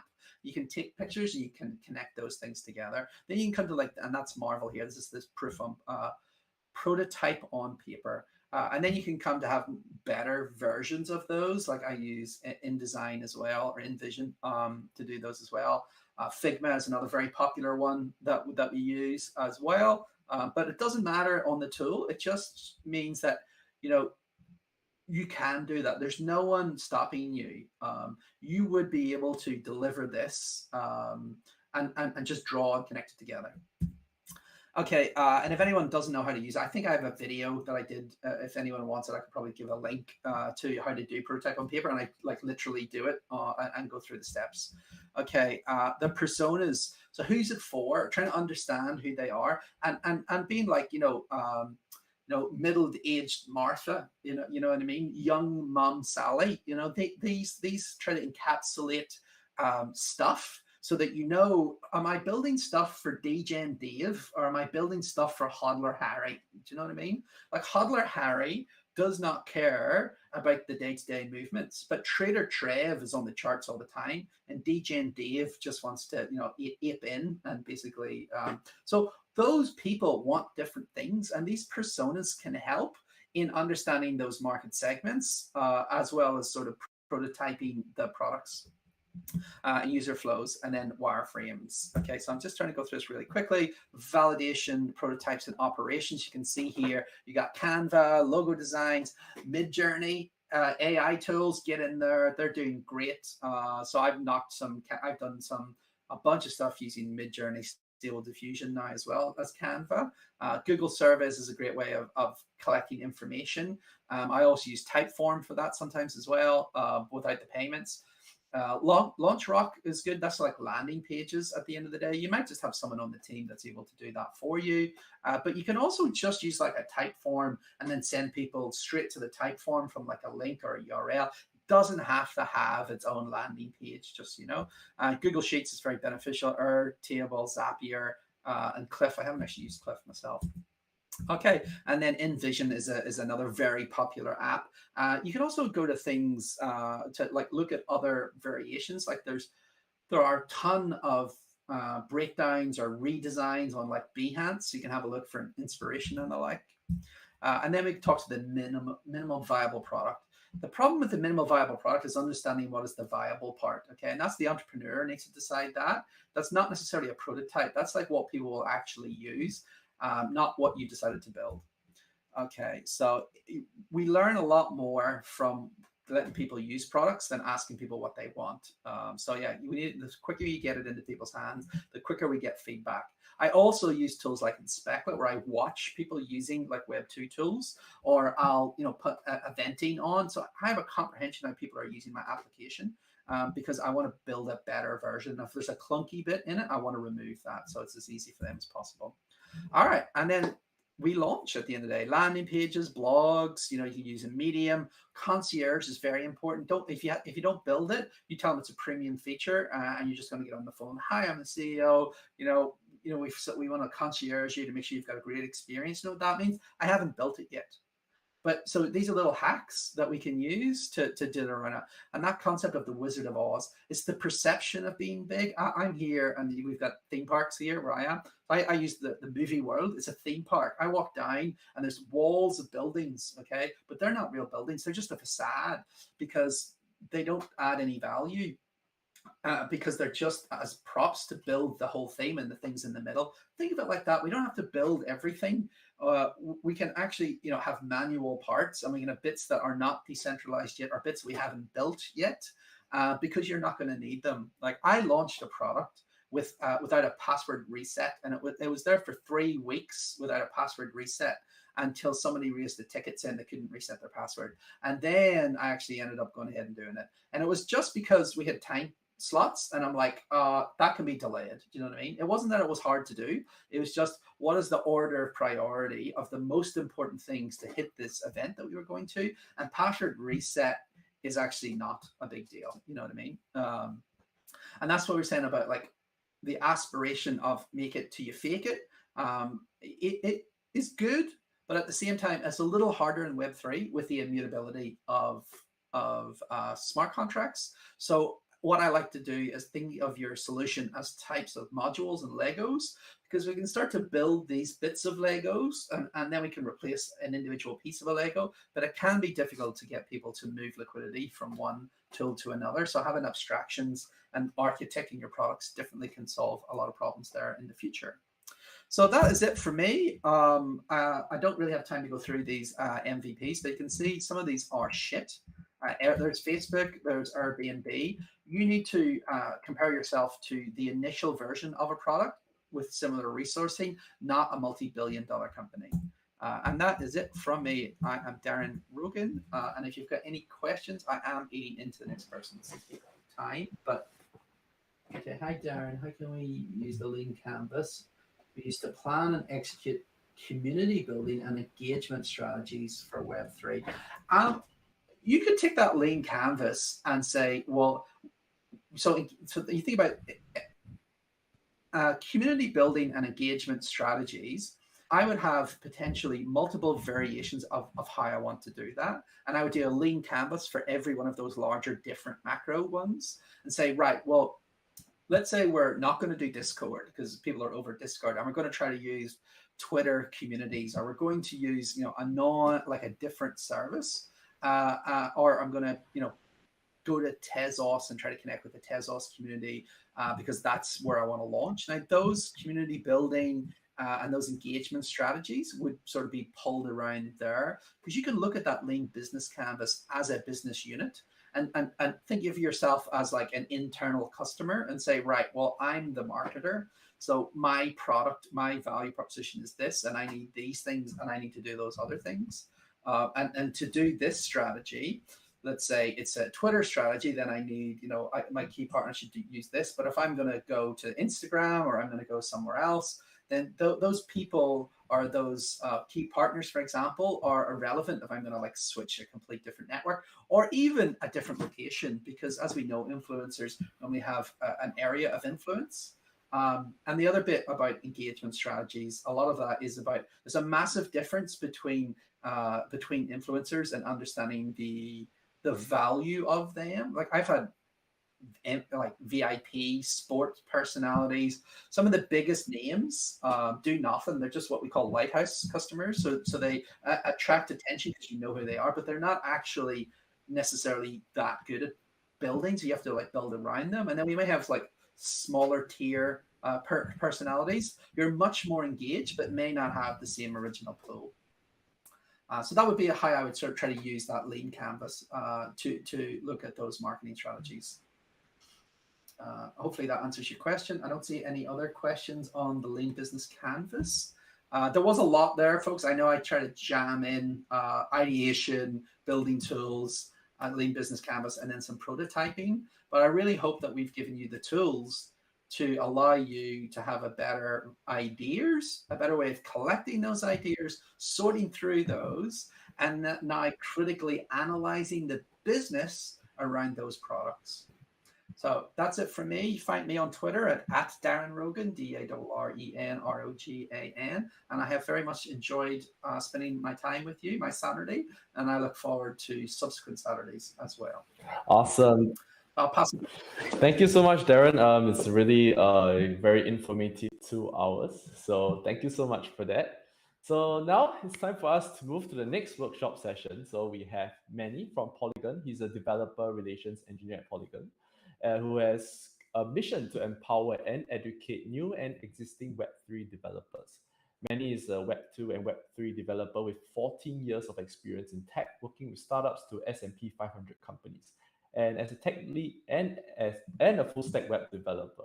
So I'd like to invite Manny on stage. Hi, Manny. Hello.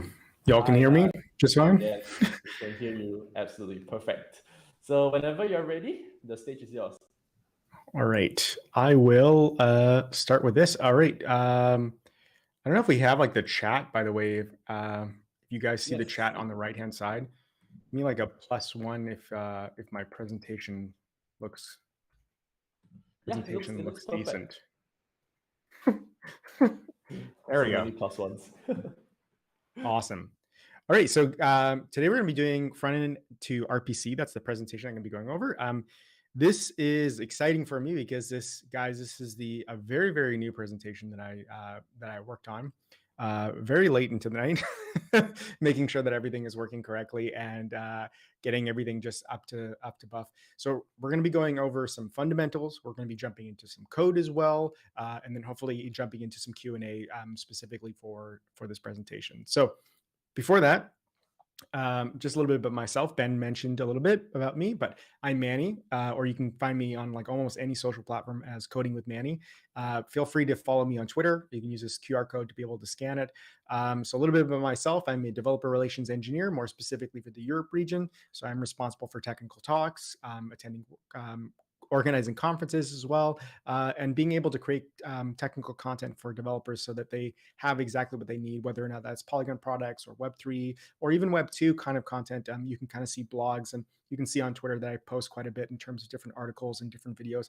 I haven't pushed my YouTube channel out yet, but it's there. You just wait. It'll be coming. I have actually quite a few videos that are going to be coming out very soon, including a lot of topical conversations about ChatGPT lately, and how it relates to developers and how it kind of also kind of compares to Copilot for that matter. So definitely follow along if you want to. And like I mentioned before, I've been in the industry for probably technically 15 years now. Been around for a while, so I've been a tech lead. I've been quite a few different positions, and now I really do enjoy working at Polygon as being a developer relations engineer. So that's about me. Let's jump right into the presentation.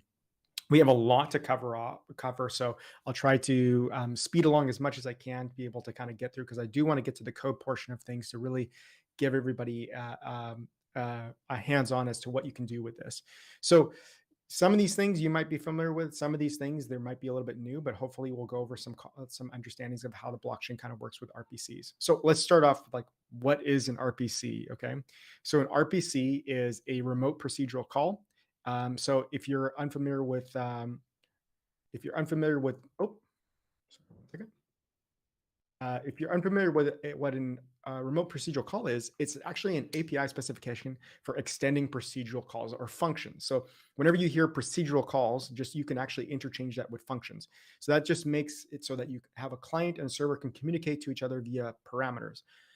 What does that mean? So that really means that it's just an easy way for you to call a function on a different server without having to jump through hoops. You can actually specify, hey, just give me this function on this other server or this other service that's not like native to me or whatnot that I don't have access to. I'm able to call that service or that function on a different server. So that's what a remote procedural call is. Okay. So as I mentioned before, RPC is an actual API specification, right? But there's a few different API specifications that kind of exist in the market, and you might recognize a few of these, right? There's REST, GraphQL, SOAP, which is a little bit older, but as far as it goes, these are all API specifications, right? And I'm just going to dive into a little bit deeper as to what the major differences between each one of them are and what are some of the similarities. So one of the major similarities between like RPC, SOAP, and GraphQL is they only perform two types of methods: get and post. Whereas REST, you can do the full gamut of get, post, put, patch, delete, or whatnot in terms of HTTP requests. Another thing that's really unique with RPC, SOAP, and GraphQL is that they only have a single endpoint. So it's really action oriented in terms of the types of requests that you're making. So compared to REST, it's like resource driven. So in other words, when you're, hey, I want to retrieve all users, I want to retrieve the users to-dos or whatnot, that would be more in terms of REST, in terms of the different collections and entities and resources essentially that you're kind of making requests for. When it comes to RPCs though, and specifically, you're calling the function. You're saying, hey, I want that function to be called, and I want you to get the results from it. So it's actually quite lightweight. It's very straightforward. Hey, if that function exists on that other service, that's the function that I'm going to call from another service for that matter. There's no, hey, let's figure this out, right? So some other differences between it is that RPC has some implementations also with JSON. REST does JSON. You can actually do XML as well. SOAP only does XML. GraphQL only does JSON. Where also there's another thing that differs between RPCs and GraphQL is that GraphQL does have it seems like it's almost similar, but the major difference is also in terms of the JSON input for this specifically. So the way that GraphQL works is that you can do queries and mutations, and you can actually do batch types of requests to be able to pull in like a user's to-dos and their to-dos tasks and the items associated with that. You can go almost infinite, and sometimes that can be a problem for GraphQL in terms of the number of requests that you're performing. Where it comes to RPCs, you can do batch requests, but they're almost like in parallel in that sense. They're a little bit different, so you can't necessarily do it. And you might be able to configure in a way to be able to kind of go trickle down, give me users, and then their to-dos or whatnot. So it's a little bit advantageous though for RPC because it's a little bit more lightweight. GraphQL has a little bit more to it, and you have to define schemas is exactly what you need to do. It's kind of similar to REST. You have to define the actual endpoints and their relationships with each other. Whereas GraphQL, when it comes to RPC, whatnot, it's really, hey, this is the function I'm going to call. And these are some of the major differences between them. So there are some similarities and there are some differences. And I'm going to jump into also some use cases a little later. Okay, so why do I need to know this? Like, you're like, hey, okay, great, RPCs exist. Like, what does that mean to me? Hopefully you get out of this is to actually better understand transactions and better understand how payloads go to the blockchain more specifically, right? So you might be familiar, quite familiar with different APIs, your GitHub API, Twitter API, they all use kind of REST, or they might use GraphQL. And a lot of the data that's sent over is in a human readable format, right? You can see that, it's a JSON object that I'm sending over. But a lot of the data that you send over to the blockchain is actually done in hash type forms in terms of the actual amount. So in this case, this specific hash actually represents this function called setGreeting and the input value of hello. So you hopefully at the end of this presentation, you get some value in terms of understanding like, hey, how did you get to that? And like, how do I understand these things? And maybe even you might have seen some of these transactions also on Etherscan or Polygon Scan for that matter, and being able to say, hey, there might be a way, how did they dissect that? How did they decode that in that sense? And hopefully be able to better understand that. And my ultimate goal with this is if you understand these things, these are actually the fundamental building blocks for a lot of requests to be able to interact with the blockchain. So, and there's a lot of libraries that are out there. There's actually a handful of different libraries that exist there. So if you understand these things, all those libraries are just an abstraction of what these requests are going through. And hopefully one day, if you do fully understand this, you might be able to contribute to the documentation. You might be able to contribute to open source projects in terms of improving the different libraries, or even come up with a new library yourself. It's really to be able to help the ecosystem as a whole so that you can kind of understand the basics of these different types of requests. So I am talking a lot about different types of backend, and we're going to be getting to the front end. So be patient with me. We're going to dive into some code. But first off, what we talked about was, okay, we have an API specification.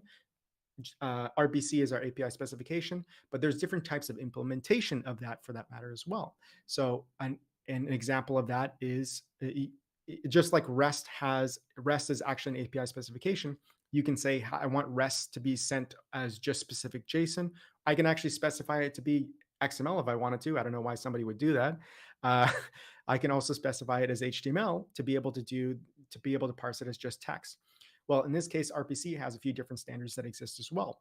JSON RPC is being one of those specifications or protocols that is known. And this is something that most EVM blockchains use, is JSON RPC to be able to allow communication to different types of blockchains or different types of EVM chains. It's quite widely adopted.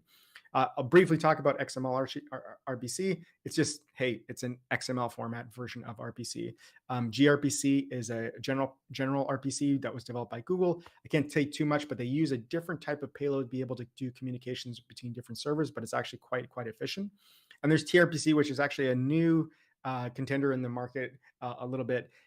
Which if you're doing front end or full stack development, tRPC is a really interesting new type of protocol that you can take advantage of. And I'll cover that a little bit later if you're really interested. But know that, okay, here we're at JSON RPC. This is exactly what most EVM chains are using as a protocol, or it's defined, hey, we're dealing with JSON. So I will say protocol-ish in that sense, because there's a lot of Web3 companies nowadays that are using the word protocol like in their name for their company.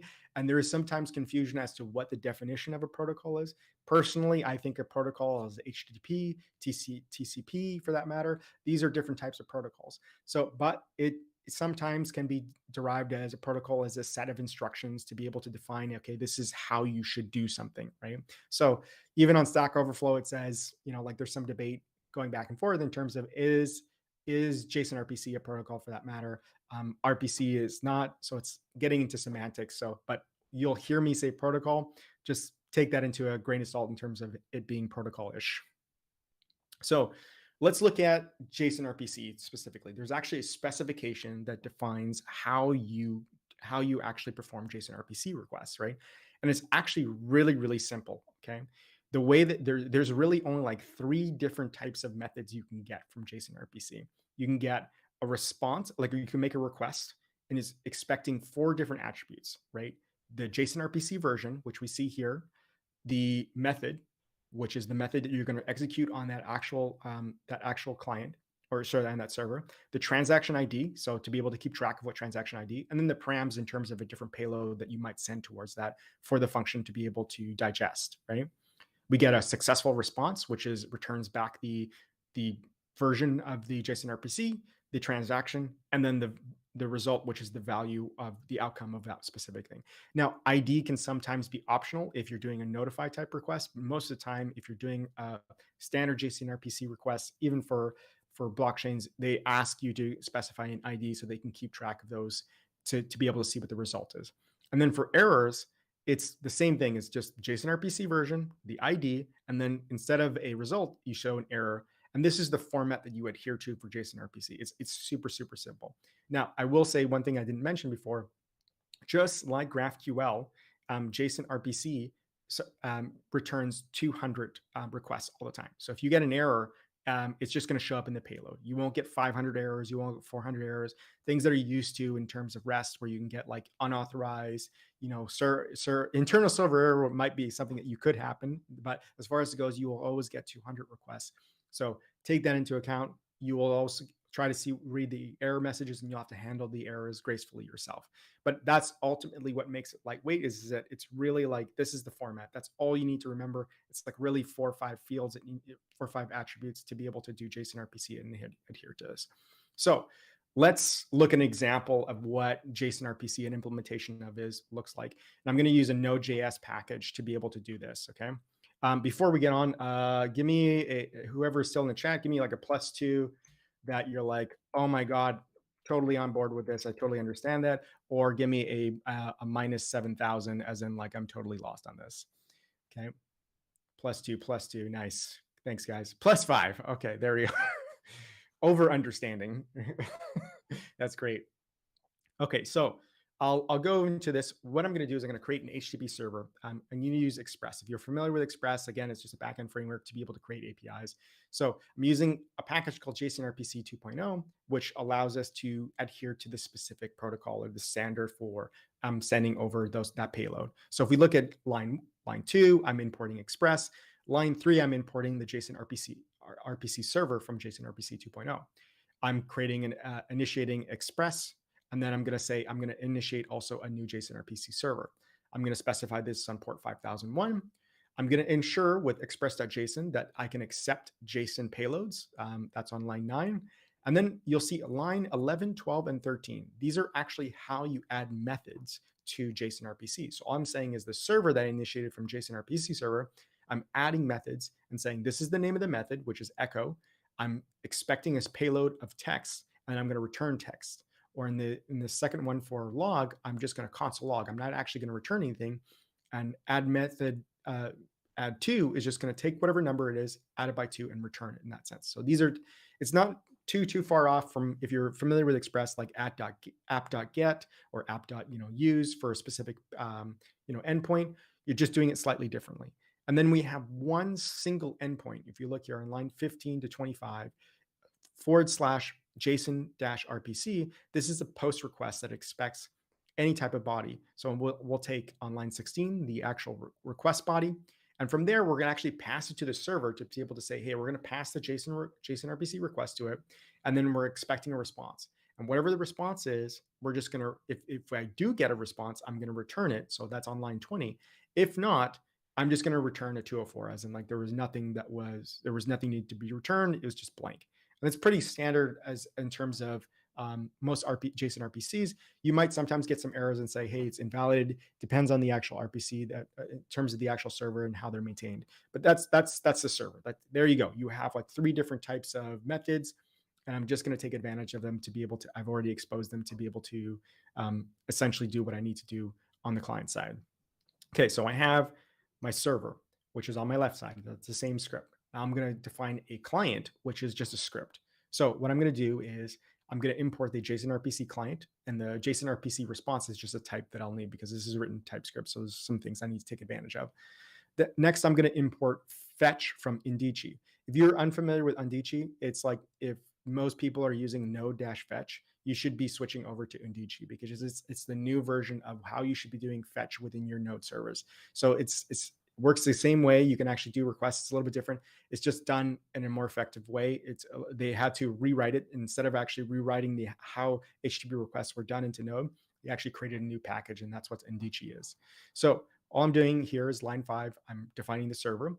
I'm going to define the client and like how I process different types of requests. So every request that are going through, we can see from line 8 to line 15 is just a fetch request with a post, content type application JSON, and I'm just going to pass in the payload as stringified JSON in that sense. And on line 17, I'm going to wait, hey, I want the JSON payload to be returned. If it's not a 200 or if the word error is in it, I'm going to throw an error with the status text.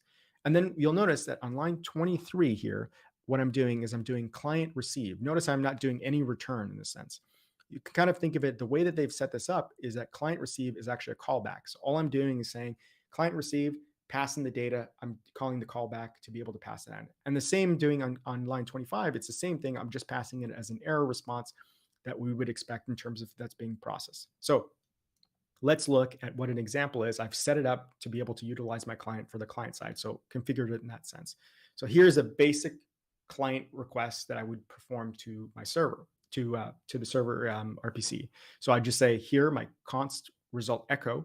I'm going to await client, which we defined before, request. We're going to request the function name, which is echo, and pass in the values or the parameters that adhere to what we see on line 11 here, which is text. And we're passing in text with hello world. Now you'll notice that like what we talked about before, adhering the idea of like, hey, a JSON RPC request needs to have the version number, the ID, the method, and the params. This actually is formatting things in the background. So that's where I commented out in line 4 to line 9. This is actually what it's being sent. The version number, the ID, and the echo, the method, and then the payload that it's sending towards it. And then I'm just going to echo out the results, console log out the results, and you can kind of see that the response is just going to be JSON RPC version, the same ID of that transaction, and then the result, which will be the other attribute that we talked about, which is just one of 5 that you have to remember. So it's quite simple. Like in terms of, you can actually add also middlewares to this, but as far as it goes, whatever the function name is on your server, that's essentially the function that you're going to be calling on your client, and you're just formatting in the way that adheres to the JSON RPC format. So this is, there you go. You guys have established or built a JSON RPC server and a JSON RPC client in terms of that's adhering to the JSON RPC specifications. Now, if you do want to know, take a dive into this a little bit more, I definitely recommend looking at the repo that I just published. It's called JSON RPC example. It has the client, it has the server, it even has instructions how to set this up, and even has some additional validation and has some batch requests, so you can kind of look through that. I'll be posting the links in the end of the resources. So if you did scan the QR code at the end, like, you'll get all the links to all the repos as well to this, so that you can also dive in and take a look at how JSON RPC looks like from a node perspective. All right, so that's, we've essentially built a JSON RPC service that a client makes requests to on a backend JSON RPC server. Okay, so let's recap the differences between JSON RPC, REST, GraphQL in this sense. So JSON RPC has a specific format. REST can be any format it needs to, and GraphQL is defined by the schema that's defined by the user in terms of the dev or the backend devs who are deciding, hey, this is the schema that we're deciding on. JSON RPC has a single endpoint. REST has multiple endpoints. GraphQL has a single endpoint. For JSON RPC and GraphQL, they have get and post methods. REST uses the full aspect of things. And for batch requests, like I mentioned before, they kind of do them in parallel. So you can actually send multiple JSON RPC requests, but you have to do it in the same format, but just as an array. And that's the only difference in terms of batch requests. So it's done in parallel. REST, unfortunately, doesn't have an essence, an idea of like batch requests. And this is one of the detriments to it. And actually what kind of came to the invention of GraphQL was being able to make multiple requests to load up a page, so that you didn't have to make multiple requests where like, hey, I got to get the user ID, and then with the user ID, I need to get the to-dos, and I get all the to-dos IDs, and then from the to-do IDs, I get the items. It just makes 3 or 4 different requests, and it makes it a lot longer. So this is where GraphQL, you can do batching in any forms, which makes it a little bit easier. Now, I did mention that there's actually another contender, which is tRPC. So tRPC is actually a lightweight version or alternative to GraphQL. So you notice it can handle any JSON format, right? So almost like REST, it only has a single endpoint. So similar to RPC, it only accepts 2 different types of methods, and the batching it can do nearly identical to GraphQL in that sense. So you might be thinking like, well, why aren't people using tRPC then, for that matter? Well, the reason why is that tRPC actually is set up to work with monorepo specifically. So if you have a team that has a backend that's different from, Node.js for that matter, or not in JavaScript, GraphQL will probably be your best bet in terms of a solution for that. If you're a full stack dev and you're building out like from the backend to the front end, I definitely recommend looking at tRPC, because it not only it gives you the best of both worlds, but it also gives you the type safe factor, so it's natively that whatever types that you generate on your backend, you can actually pull in from your front end much easier as well. So everything is type safe, everything is consistent, and it actually makes your development a lot easier if you're doing a full stack with a monorepo. And if you do want to learn a little bit more about tRPC, I do have a video about this as well that I did. It's a 2-hour workshop, so definitely check it out. I did it for Developer DAO, and I go over how you can use tRPC with signing with Ethereum, what it looks like as a separate backend API and a front end to be able to kind of build on top of that and interact with it to be able to get signed in with Ethereum working as an application too for authentication. So definitely check that out. Again, the links will be at the end for the resources. Okay, so what do some of the big guys use? And by big guys, I mean the big chains like Ethereum and Polygon, okay? So they do use JSON RPC as they adhere to that spec, but they don't use Node.js for that matter, okay? What they actually use is a Golang version or implementation of JSON RPC. And they use a version of it called Go Ethereum, or Geth for short, okay? which allows you to be able to interact with the blockchain. So this is for any transaction that we're doing with your wallet, any transactions that we're doing in any form, we're actually using Geth as a JSON RPC to be able to perform requests on the blockchain. Okay. Now it's important to note that Bohr on the Polygon side of things is actually just a fork of Geth with some additional functionality for the Polygon POS, which is the proof of stake network, right? So all you get, it's essentially the same. So you get all the same methods. So ETH.request for accounts, all the same requests on Geth and Bohr exist, and for most EVM chains actually exist as well. So if you're using any EVM chain, you might see the same standard in terms of the same JSON RPC requests for Geth in that sense. It does take a little bit to set up.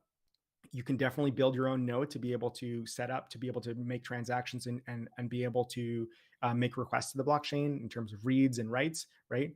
But as you can imagine, it actually is pretty expensive to establish. And this is where RPC or node providers come in, and you're like, okay, well, if I could build my own node or I can build my own RPC, like why would I need node providers like Infura and QuickNode and Anchor and Alchemy for that matter, right? Well, the reason why is it can actually be really complex, and it can take a lot of time to be able to maintain a server for RPC nodes, right? You're talking about like you have to download the entire ledger for most of these services. So there's a huge storage cap that you need. You need CPU, you need RAM, you need networking for that matter.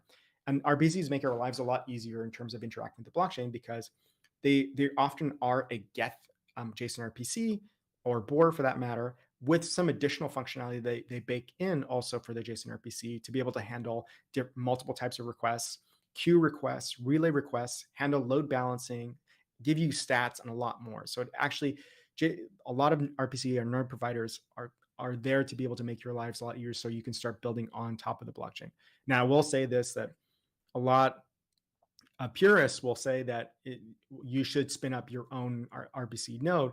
And like from a security perspective, yeah, it probably, if you're really, really cautious, you probably should start looking at maybe setting up your own node to be able to interact with the blockchain. It's because you're not using any middleman service, etc. But you can note that sometimes those costs can come up to $100 to $200 a month just to be able to run these types of services. So think about that in terms of trying to interact with the blockchain as opposed to spending like $5, $10, or even some of these services are for free, like Anchor, where you can use some of the RPC provider. You don't need to sign up or anything. You can use their endpoint to be able to interact with the blockchain. So give me a +3 if I have you guys so far. Your retention is still good. Give me like a +3 in that sense, please, please. This is a lot of information. I gave myself a +3, but that I still have you. Okay, so we have completely understood the idea of like, hey, we have RPC providers. We could actually build our own nodes. We understand JSON RPC, etc. We understand how that format goes and how we interact with it, and how we could build a JSON RPC server, but not a full node in that sense. But we're going to get into a live coding section now. So bear with me. This is I haven't done this live yet, so there's actually quite a bit to go over, but there's a lot to this. And what we're going to be doing is doing a live coding session that's just pure HTML and JavaScript. There's no TypeScript, nothing. You are going to just look at what is going on underneath the hood in terms of making these types of requests. Okay, so I'm going to jump over to my code here. So I have a repo that's set up, and let me know. Give me a +7 if you think I should increase the visibility on this, or give me a +6 if you can still read this. +7 increase, +7 increase. Okay. Give me a +6 if that's good, or should I make it smaller? +6, it's good. Okay, I'll try my best with this. This is quite huge on my screen. All right, so I'll start off just by defining what this is. This is a bare bones project or whatnot. All I did is I initiated a package.json. I have a publics folder, and the only package, I know I said I was just using HTML and CSS. The only package I'm using is a package called live server. And all that's going to do is just serve up my static files for my HTML and JavaScript. So let's start off by just creating an index.html, and we're going to test this out. And I'm just also going to bring in, just because I know that I don't want you guys to see me typing this entire time, because that would just be a waste of everybody's time. So I'm going to paste the format of this text here. We should see that it looks like just very, very simple HTML. And let me just make sure that I have you guys here so I can still see you. Okay, so I'm going to go pm run dev, which was our JSON, and we can see that this is what's showing up. It's a very, very basic static site. All it's showing is the HTML, and it's not referring to any CSS, not referring to any JS in that sense, because we're going to go through 3 different things. We're going to go through wallet connections, like wallet interactions, so connections, address chain. We're going to go through contract reading, writing, and logs. And we're going to go to deploying a contract. Yes, you can actually deploy a contract just with the bytecode in your front end without actually revealing any of your secret keys. You can do that specifically with MetaMask in the front end. So I'm going to show what that looks like too. So bear with me. There's a lot to go through. So give me a +1 if you're still good to go in terms of energy, because there's a lot of code to go through in this next part. +1, +1. No, nobody's ready for this. There we go. 1 person. There we go. Thanks, Ben. Okay. So what we're going to do is, I do like to style things up. I hate looking at HTML this way. So I am actually going to cheat a little bit and start to use, I'm going to just load in Chrome. And what I'm going to do is, let's move this over here, is I'm just going to add some tailwind to this to be able to make it look a little nicer, because I hate when things don't look nice. So the only thing I'm going to do is, there's a tailwind script. It works the same way as almost applying CSS. You'll see that here. I'm going to apply it to after the title. And we should see that our UI looks a lot cleaner in terms of, hey, it's just a little bit dark mode. It looks a little bit nicer. The fonts are nice. So we're going to start off with the wallet connection. You can see here at the bottom, it's /wallet. We don't have that directory set up. So we're going to start off with that. So we're going to go wallet, and we're going to create a new index.html file in there. Okay. And while we're at it, because we actually have all the other, we don't necessarily need all these others. So let's create these other folders. So there's a contract folder and there's a deploy folder. So I'm just going to create a contract folder and a deploy folder. And let's just add some index.html to it. HTML.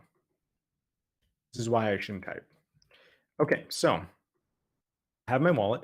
I'm going to scaffold out just a basic HTML, just so you guys can see what that looks like. So, oops, no styling. First of all, I'm going to go to my wallet, and this is what it looks like. So what you'll see here is basic HTML for, hey, a title, a description. We have a button with an ID called Connect Wallet, and then we have a code element which will just display the outcome of that connection. Okay, so if we've successfully connected, or if we've unsuccessfully connected, we should show the output there specifically. So this is, you'll notice that there's a scripts.js file that we're referencing. So we're going to create a new one here, scripts.js.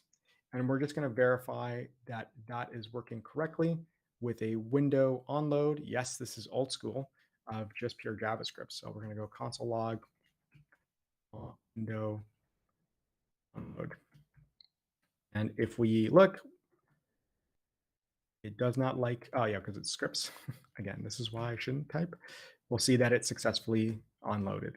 Okay, perfect. So you'll notice that for my code, I tend to add a lot of comments, and this is specifically to kind of separate out visually and to organize my documents. I do this on purpose. So you might see a lot of comments, and that's done on purpose. So the first thing we're going to do is I want to be able to get the element for this HTML button. So not here, but here under the wallet.index.html, I want the button wallet connect that's specified for this ID. So what I'm going to do is get the element. And what I'm going to do here is go button wallet document get element by ID, button wallet, which is the name of the wallet. And we can actually see that. We can just console log that just to be able to see that it's actually coming through. And we can see that it's referring to the button and it's coming through. So the next thing I want to do is actually add an event to this. And the event we're going to do is a click event. And I want it to be able to call a function once the click has been completed. So button wallet add event listener click, and it's going to call this function called on wallet connect. And like I mentioned before, I like to organize my documents with a lot of comments.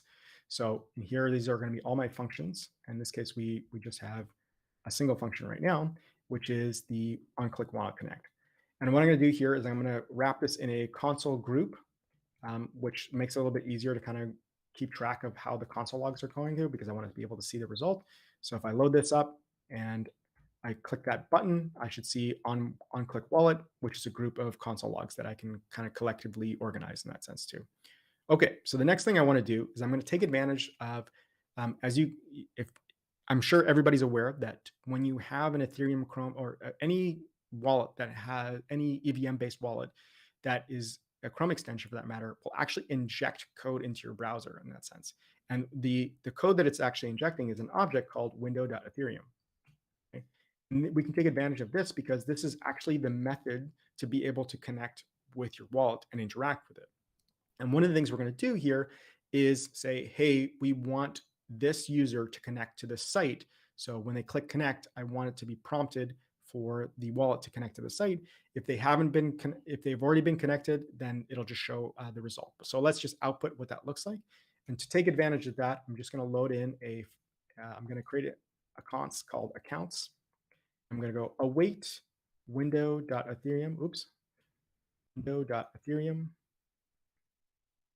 request. And we're going to pass in a method, and the method is called ETH request accounts. And you kind of see this is actually very similar to the JSON RPC request because we're just specifying the method that we really want. And I want to do a console log of just the accounts. Okay. So let's reload this. And I want to make sure that I'm not connected to the site already. So I'm just going to go to my connected sites, remove this, disconnect. Let's refresh it. And I click connect. It's going to prompt me to connect. Once I connect, we can see that it console logs. This is the wallet that's actually connected to the site. So this is a basic JavaScript request utilizing just the object. We're not using any libraries, nothing. It's a very basic request to be able to get the wallet to connect to the site. Perfect. So the next thing I want to do is I want to know what chain am I on, because right now I am on Polygon, Mumbai. I could be on Ethereum for that matter, but I want to do, when I connect, I want to be able to get the chain ID to be able to identify which specific chain I am and what specific network I am. So to take advantage of that, I'm going to run another Ethereum request for Ethereum request method net version. Now, some of them have a ETH chain ID, but net version still works for a lot of other EVM. The method still exists on a lot of JSON RPC services. So let's try this again. I'm going to click connect. And we can see that the chain ID return is 80,001. Okay. And that's the chain ID specifically for Mumbai testnet. Now, if I tried to switch over to, let's say, Ethereum, and I refresh the page and I click connect, we'll see that the chain ID is 1 because Ethereum's network chain ID is 1 for that matter. Okay. So let's keep it back on Mumbai. Let's try this again.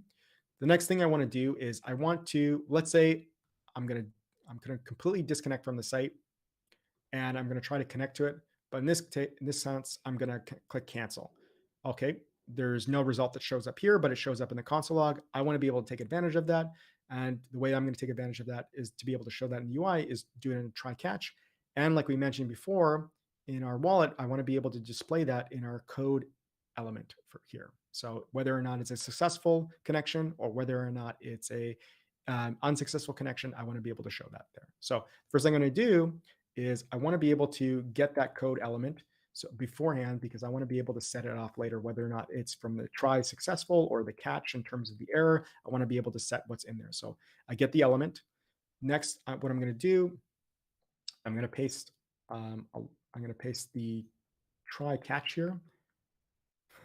I have to paste the try catch because the try catch is so easy. And then what I'm going to do here is I'm going to console log the error. And let's just format this a little bit. So what I'm going to do here, and let's just comment this out, is if I go connect wallet, I go reject, we get our error in terms of the message that user rejected. But now what I'm going to do is I'm going to input this into the inner HTML. So when I go click connect and I go cancel, we can see that it's actually showing up in our HTML element now. And the last thing I want to do is be able to say that, hey, the wallet is successfully connected. Here's the wallet address, which is, remember that it was an array that was returned, and it's usually the first index of the array, and then the chain ID so the network that we're currently connected to. So let's try this again. I click connect. I click cancel. I can see that the user rejected. I click connect again. I successfully connect, and we can see that my wallet address and my chain ID successfully showed into the UI. So again, we've successfully connected, interact with the wallet to be able to connect with just the pure Ethereum object that it injects into the browser. And you have to understand that what's going on here is that these services right here from Ethereum mainnet, Mumbai, Gurley, Sepolia, localhost or whatnot, well, maybe not localhost, but all these are actually RPCs themselves.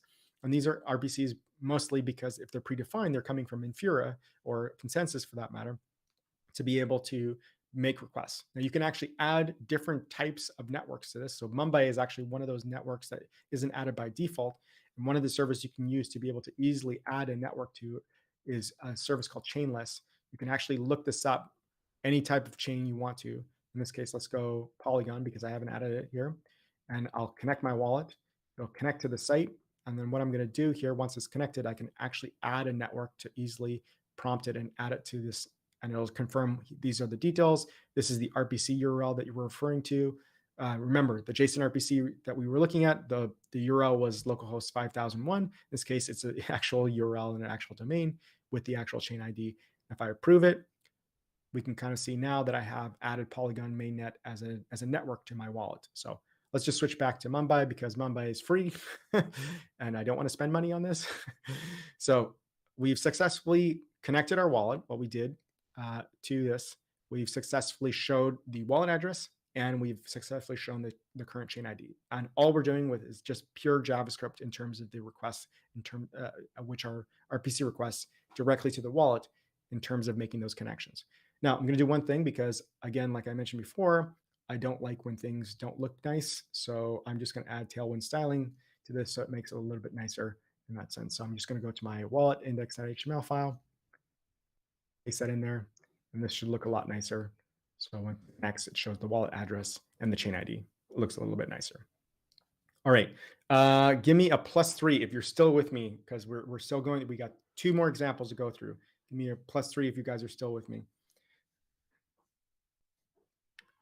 Nice. Okay, we got some +3s.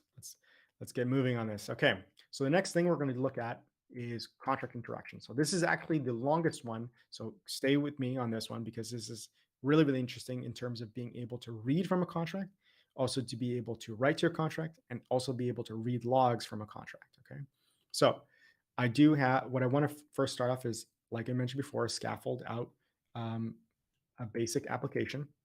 And what that looks like, if we go back and we go to my contract reading, writing, and logs. Oh, I added the styling to this, but okay, that's fine. So you'll notice that in this, though, there is a couple new elements, right? We still have the connect wallet, we have the code that's there, but we have a new section called section connected, okay? And this is the thing that it's set to default where the display is none.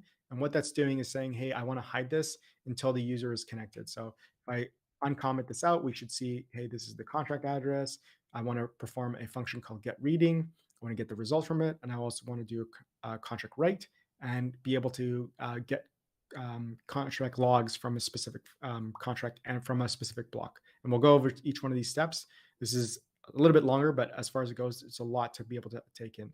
Okay, so the first thing I need to do is once I connect, I want to be able to display that section. So I'm going to add a new scripts file here. Yes. And in here, I'm going to start off with, like before, a window.onload. And I'm just going to make sure that it loads successfully. So console log, window onload, and we should see that it loaded correctly. Second thing I'm going to do is, like before, I'm going to take advantage of getting the elements of that specific button and then adding an event to it, which is the on-click event, on-click on wallet connect. Okay, we'll note we have to define the function for this. So everything is the same for this specific function, but we add like a couple different lines to be able to show that other section that once we're connected. So like I mentioned before, I like to create my functions with a lot of comments. So here I'm going to do an on-click connect. I'm going to get the element like we did before. I'm going to get the accounts. What's new here is I want to be able to store the wallet address in a global variable, okay? And the reason why I want to do this, as well as the chain ID, is because I'll need this later to be able to interact with it. So I'll need to create a new section up here called wallet address and chain ID.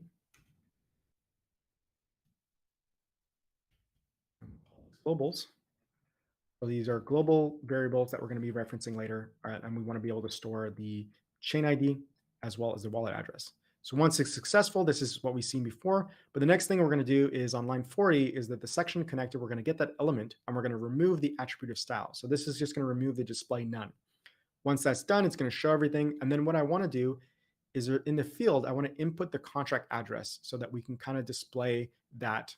And we haven't defined the contract address, but I actually have a contract that has already been deployed. So add that to our global section, and I'm going to briefly show you what this contract looks like. So this is the contract, and it's deployed on Mumbai. Let's briefly look at what that looks like. So this is a contract.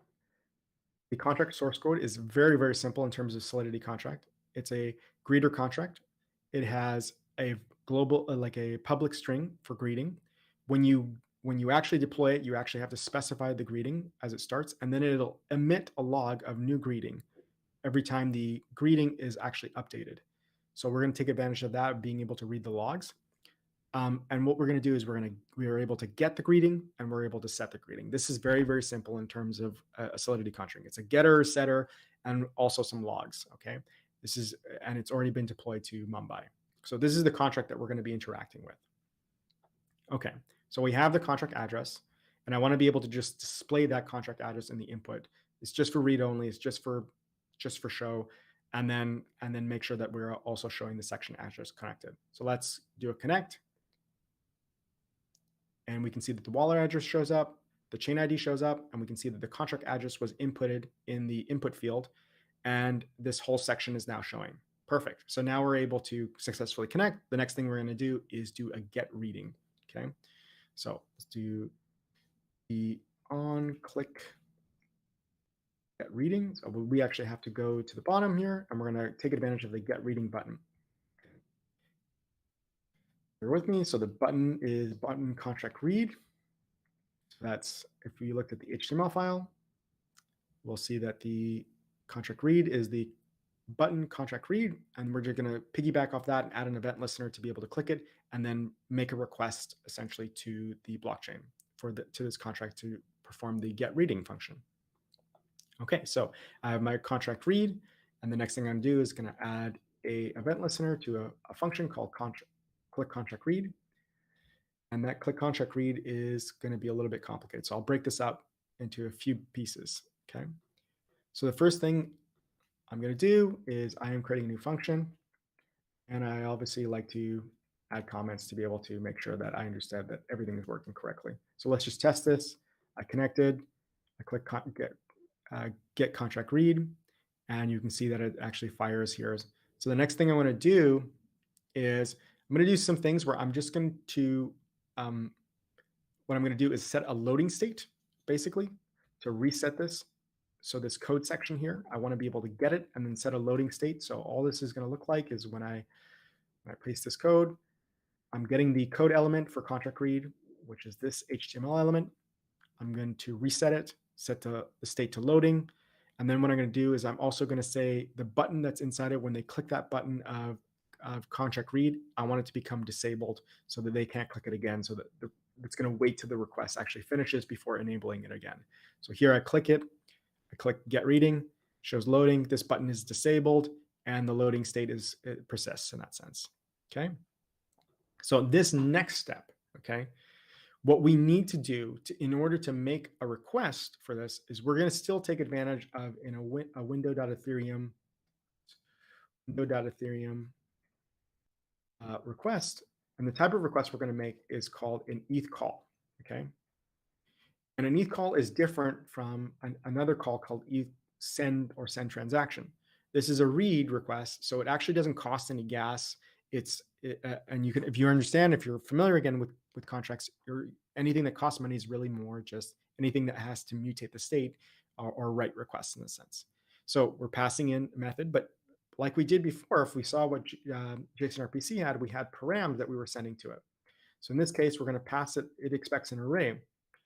And we're going to say, okay, I'm going to call ETH call on this particular contract. And we specify the contract address here. That's the first parameter that it's expecting. So to contract address. And then what I'm going to do is I need to set the data that I'm going to be sending to it. Okay. And the data I need to send it, and this is going to look a little bit weird, but I need to send it an encoded function. Okay. And like we saw before, the function that I'm trying to trigger is get greeting. But I can't just say, hey, get greeting and call that function. Unfortunately, it doesn't work that way with get, right? You actually have to encode the function with the whole parameter, so it makes a hash of that specific. Now, the issue is, this is like one thing that I'm doing here. I said I'm just going to be using native JavaScript and HTML, but I will need a library for this one. But I'm going to use this as a CDN to be able to get this in the format that's needed for the encoded function, okay? And there's a few things I need here. Like the first thing I actually need is that I need, for the encoded function, that I understand what the ABI file looks like. So at least understand the structure of the contract. So like we mentioned, like we saw before here, contract that's deployed, we went under contract and we looked at the ABI. Basically, this is everything that I need to know about the function to be able to define what are the inputs, what are the expected outputs for that matter, to be able to understand how to interact with it. So I'm gonna create that ABI as a JSON file, like a JSON object basically, that I'm gonna utilize because I have this already set up.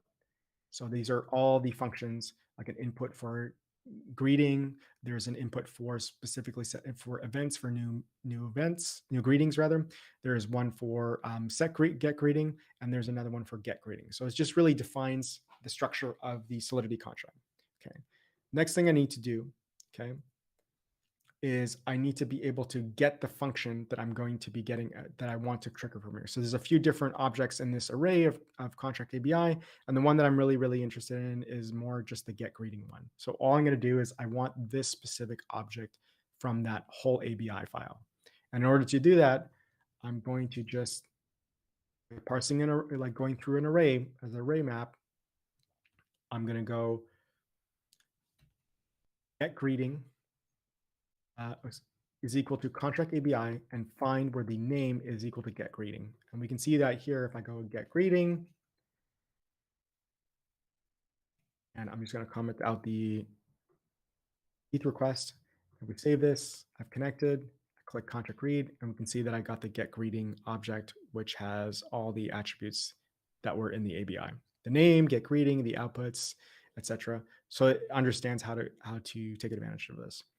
Okay, so in order to get it to hash the function in the way that we need to be able to, for Ethereum to process it, I actually need to use SHA-3JS to be able to load KitJack, to be able to arrayify certain elements. And there's a lot of different steps to it. Like you would actually have, I would probably need 3, 4, 5 different scripts just to be able to get this if I had to write it out from scratch. So instead of that, we're going to take advantage of only this from Ethers.js, be able to load it from a CDN, and from there be able to take advantage of a function, a utility where we can take an interface and actually encode a function data. And what I mean by CDN, if you went to CDN.js, we have one for Ethers. All we're going to do is we're going to copy this link and we're going to add it to the top of our index.html file. So we'll see that here, which I did. So I'm just calling that. And what that allows me to do is now, when I go my onload, I can actually go console log Ethers because it's become global. And we can kind of see that I have access to that object now because I just had the CDN kind of added to the index.html file. Okay. Whew, it's a lot to go through. Give me a +4 if you guys are still with me. +4, Jonathan, thank you. Ben, always there for me. +6, okay, lost. Or even more, perfect. Okay, I'll make time to be able to go over questions for this, but essentially we're now able to take advantage of ethers, and we're going to format the function in the format that we need it. So we have get greeting, but what I need to do is I need to be able to have it in a format for the interface. So I need to be able to say, use ethers utils interface to be able to get it in the format that's needed. So we have the object, we're passing it through, and we can kind of see what that looks like in terms of what the interface looks. Really just setting in the format that we need to for the next step. So connect.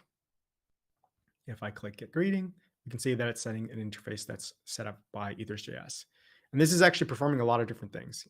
Like if we really jump through this, there's actually performing 3, 4, 5 different types of functions to be able to kind of parse this information.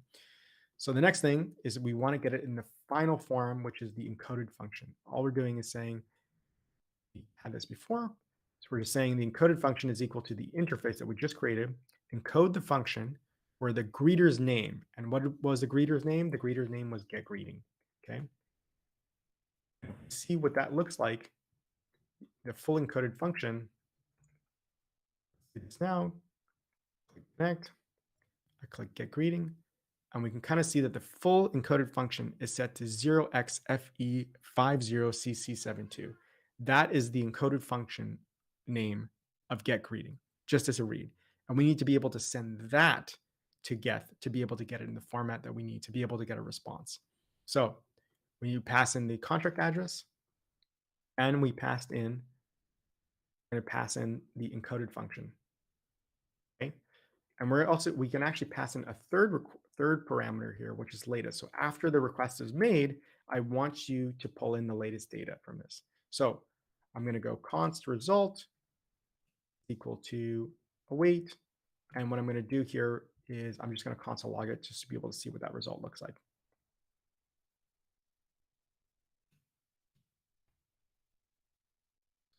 Wallet, set get greeting, and we see that we got also a hash as a result back. So we're going to have to interpret this as well to be able to see what that string is. And there's an easy way to do this. We're going to take advantage of something called hex to ASCII, because this is just a hexadecimal and we need to convert it into ASCII characters. And there's a helper function that you can look up on Stack Overflow. It's called H2A, or hex to ASCII.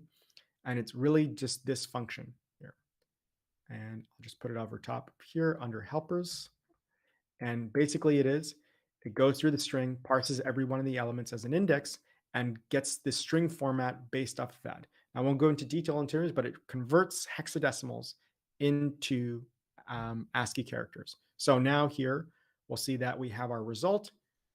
But what I want to do is have the parsed version of it. I'm going to go hexadecimal. I'm going to pass in the result. And let's try this again. So I connect my wallet. And I get greeting. And we can see that the message that was returned was and another one, which is the message that I actually set for this contract before getting into this presentation. So we're able to successfully format it in a way to be able to send a read request, and we're able to format it in a way to be able to get the string format of what that looks like. So I'm just going to paste in what this looks like as the final result for this, because I want to be able to show this in the UI, so that if any errors show up, I want to be able to, it doesn't show up here in the console log. So over this, it's all the same things. The only difference now is that when I click get reading, it's just going to show here they're loading. And this was the original result. And this is what was parsed in terms of another one. So this is an example of the hex transactions going through. And this is actually pulling from our contract. Okay. This is a lot. I realize that this is quite a bit. So I will jump into the write request, because actually that's probably the most interesting. It's actually really, really easy. It's the same process. It's just a little bit different in terms of we need to add the payload that we're going to send to it. I'll go over that, and then I'll show you guys just briefly in terms of the UI, so you can take a look at this repo afterwards in terms of how this works too. So last thing I'm going to do, I'm actually just going to paste the entire functionality in here so that everything is working correctly. So I'm going to connect to my wallet, and I'm going to do a contract write. So hello startup weekend. And if we look at this, this is you set this up as a form. It's our form contract write. what this is doing is we're getting the value. We're setting a loading state like we did before and disabling the button once the transaction is started. We get our contract ABI. We're looking for that set greeting function. We're setting an interface, and then we're encoding the function. Now, the difference here for the encoded function, you'll see the difference between the read is that the read just set the function name, but for the write, I have to pass the payload, and I need to pass it as an array where the value of the greeting message is passed through. And then this creates an encoded function with the actual payload. Everything is the same. So I get my wallet address, the contract address. This is new. This is where it comes from. The data in terms of it's encoded. And the method I'm using this time is ETH send transaction, which actually costs gas to be able to perform. So let's try this. So I'm going to go set greeting. It'll prompt my MetaMask to be able to approve the transaction. I'll approve it. It returns the transaction hash, and we can kind of see what the state is of that specific transaction. It'll take a few seconds to load. And yeah, sometimes we have to like refresh it. Transaction is successful. Now, if we go to get greeting, we should see hello startup weekend. So we actually successfully perform an ETH transaction through an RPC request. And if you remember correctly if you remember how the Solidity contract is set up, we also have event mitters to be able to say, hey, we know whenever a new message is created, we want to also be able to create a new log event that's stored to the blockchain. And we can see that by first taking the block number, because here in the inputs, we see that I need to know from what block number. In this case, we'll just set it a little bit sooner. So from this block number to the latest, I want you to get the new greeting event. So it has to be in this format, and get that element and return whatever event logs that you get from this. So if we see that, we get the full transaction. And if I decode it, I'm able to see that the hello startup message was there, and it was set up for the event emitter, like logged, that it came from the sender, which is my address, and the message that was sent as well. And this is actually a way, if you're doing like blockchain in terms of Solidity development, a lot of times if you're setting things up to have getters and setters, you might not need to use a getter. You might be able to use an event log or an event transmit, so it stores to the blockchain so that you can reference later, so that you don't actually have to spend money in terms of doing getters, because it just becomes more and more expensive. Now, it does cost money for logs, but it's far more efficient in that sense to be able to set logs than do direct gets. Okay. So we're able to successfully get the logs. We're able to successfully write to the contract, read to the contract. So this is all that has to do with contracts. And I'm just going to paste the code for this, and I'm going to show you guys what it looks like to deploy a contract only with HTML and JavaScript. So in this case, I'm just going to add a scripts file again, so you guys can kind of see what this looks like. And I'm going to go back, go to my deploy contract. And what I'm going to do is connect. And this is the bytecode. And the bytecode is the code when you did your compile for your Solidity, it produces a bytecode. This is the entire contract in its entirety, from its functions, its variables, this entire thing. And I'm going to deploy a new contract just with the bytecode. And you'll notice I'm not revealing my secret key, none of that, none of my passphrase. And I'm going to click deploy. So what it's going to do is going to prompt me. It's going to take a couple seconds. This is the actual transaction to confirm that the transaction is processed. It doesn't necessarily mean it went through. Hold up.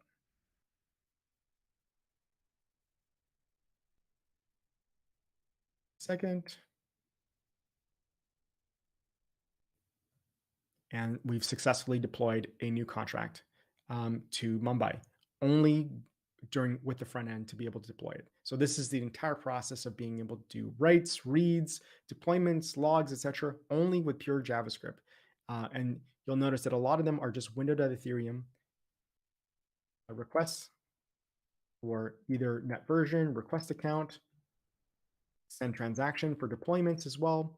This is the same process in terms of API, JSON RPC requests that are performed to be able to do basic transactions. Okay, so if you do want to see this, I do have the code for it. You can dive in deeper. There's a lot to it with a whole bunch of comments. So feel free to look through it. You might be asking, like, how did I remember all these method names? There's actually a specification that's set up for this. So if you went to the Ethereum GitHub repo for execution APIs, it has the entire list of all the events, all the list of different methods, what they do. These same methods exist on Bohr, the majority of them as well. So they're all the same. They start with ETH underscore, whatever the method name is. These are all them. This is a documentation. This is actually a specification that for JSON RPC in terms of how you should document your methods for JSON RPC. And it's documented also a specification from something called OpenRPC, which is a standard setup similar to OpenAPI. If you're familiar with OpenAPI, it's really a standard to be able to define documentation for like REST type API endpoints. And unfortunately, OpenAPI doesn't adhere to the same standards as OpenRPC, because if you remember, traditional REST APIs have multiple different types of endpoints, whereas our JSON RPC has a single endpoint. So it has to be done a little bit differently. In this case, there's a standard. I definitely recommend checking out OpenRPC. And the code for that to be able to generate these pages for the documentation is actually specified by OpenRPC. And you can actually generate this and take a look at the playground to be able to generate these files too. And the nice thing is that it's agnostic. Has nothing to do with blockchain. It has to do with just JSON RPC as a standard. So we have the same JSON RPC standards in terms of requests for MetaMask as well, and for most documentation that are performing JSON RPC. So in this case, you can use the same. There's actually documentation for MetaMask on how to perform JSON RPC requests to the wallet for different interactions as well, like we saw before, including signing signatures and more. So what about libraries? Is the last thing I want to talk about. There's definitely different types of libraries. There's like WAGMI, Ethers.js, which we saw. There's Web3.js. There's Wallet Connect. There's Family. There's Connect Kit. There's Rainbow Kit, whatnot. The thing that you need to understand is that all these libraries they do make it easier for you to interact with the blockchain, right? But the main thing to remember is that all of these are just abstractions of what we just did, of just basic RPC requests. And maybe they add different mechanisms to retry or just handle gas optimizations a little bit better. But as far as it goes, these are at the base what is happening underneath the hood for all these different types of services, right?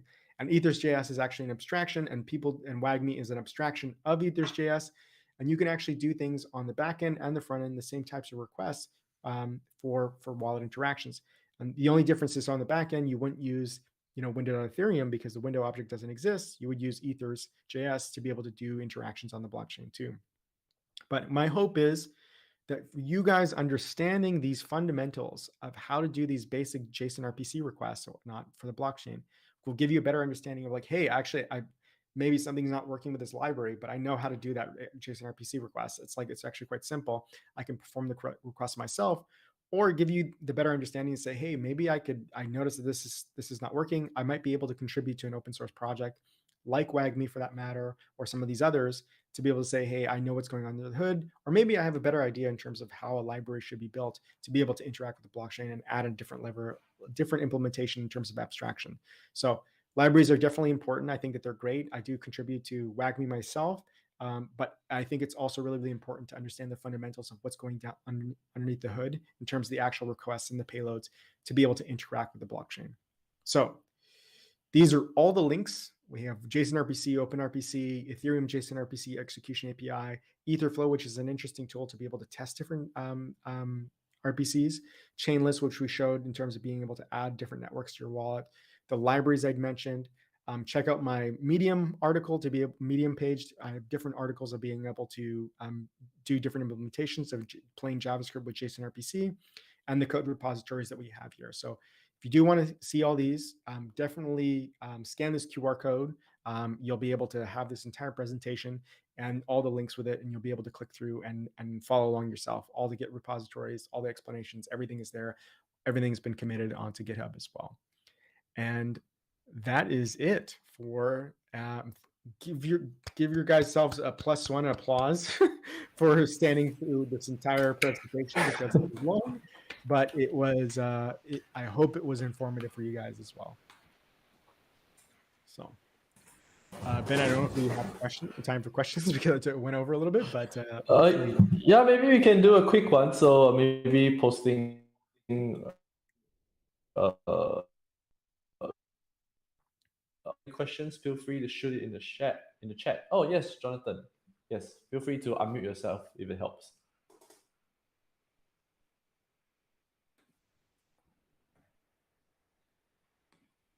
I think we got to give him some time.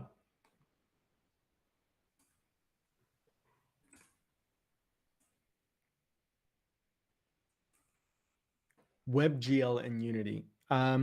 So if you want to interact with contracts, you will probably need some sort of wallet or SDK with it. I know that Anchor has one. I know that Third Web has one in terms of SDKs that you can kind of work with Unreal Engine and Unity to be able to interact with, because ultimately it's a wallet that you're going to be interacting within that service to be able to take advantage of an RPC to then be able to interact with the blockchain. So hopefully that answers your questions. I would definitely recommend looking at Anchor's. Anchor has a gaming SDK for Unreal and Unity for that matter to be able to interact with the blockchain. How does RPC compare to other inter-process communications methods such as Web3.js, Web3.py in the context of Web3? So underneath the hood for Web3.js and Web3.py is actually they are making JSON RPC requests. So as far as it goes, these are just libraries or abstractions of what those requests are that you just saw. So those standard requests that we saw, like ETH, request accounts, or ETH, well, that's specific to the wall, but like ETH send transaction, that's what's actually going on underneath the hood. And Web3.js and Web3.py, their whole goal is to be able to make it a lot easier for those transactions so that you don't actually have to write out, the full, hey, I need to write out this huge hex value to be able to send a transaction. You can just write a string and it just handles it on its own in terms of all the tools that it has built within it. So it's part of it, and Web3.js and Web3.py are just like abstractions on top of it that just utilize that in that sense. If written with hard hat to interact locally, then later move to Polygon, does anything change on coding? Okay, so the nice thing, if you do like local development, is that not a lot actually changes, because Solidity, you have Solidity code in hard hat. You do it on local. You can do it to Gurley. You can do it to Ethereum. You can do it to Polygon. You can do it to Mumbai. It's actually all the same Solidity code in that matter. The difference is just in terms of price, obviously. So because Polygon is a little bit cheaper, but you can also deploy to Mumbai for that matter. But as far as it goes, like it doesn't really change that much. The only thing you will change is like for your wallet interaction, you'll actually change this if you're deploying to if you're running a local node with like Hardhat, is that you'll just change this to localhost, and you got to make sure that Hardhat is configured for that. So you can actually deploy and make those same requests, those Ethereum like those JSON RPC requests directly to your localhost, right? One thing I will say though is if you're using an RPC provider, okay, and like let's say you're using one of the proprietary methods, like hey, I want to get all the NFTs of all owners for that matter. Sometimes those specific functions are only proprietary to that RPC provider and doesn't translate to your local host. So you wouldn't get the same interactions because obviously that needs to connect to a live network, and if there's no live network because you're on localhost, then it has nothing to read. So it's also good to sometimes write native JSON RPC requests to be able to see what that looks like locally and to see that all the transactions go through correctly. Does this have a recording? I don't know. Ben, do we have a recording for this? Yes, we do. We will put it on the Miro board. So after we process it, and we will just inform you guys on Discord. So Awesome. Is there any other questions for Manny before we end today's session? Give it a quick 5 seconds. 5, 4, 3, 5. All right. Awesome. All right. Thank you guys. Thank you, Manny, first and foremost, for this very, very informative session. So I feel that I've learned a lot as well. So thank you so much for being here.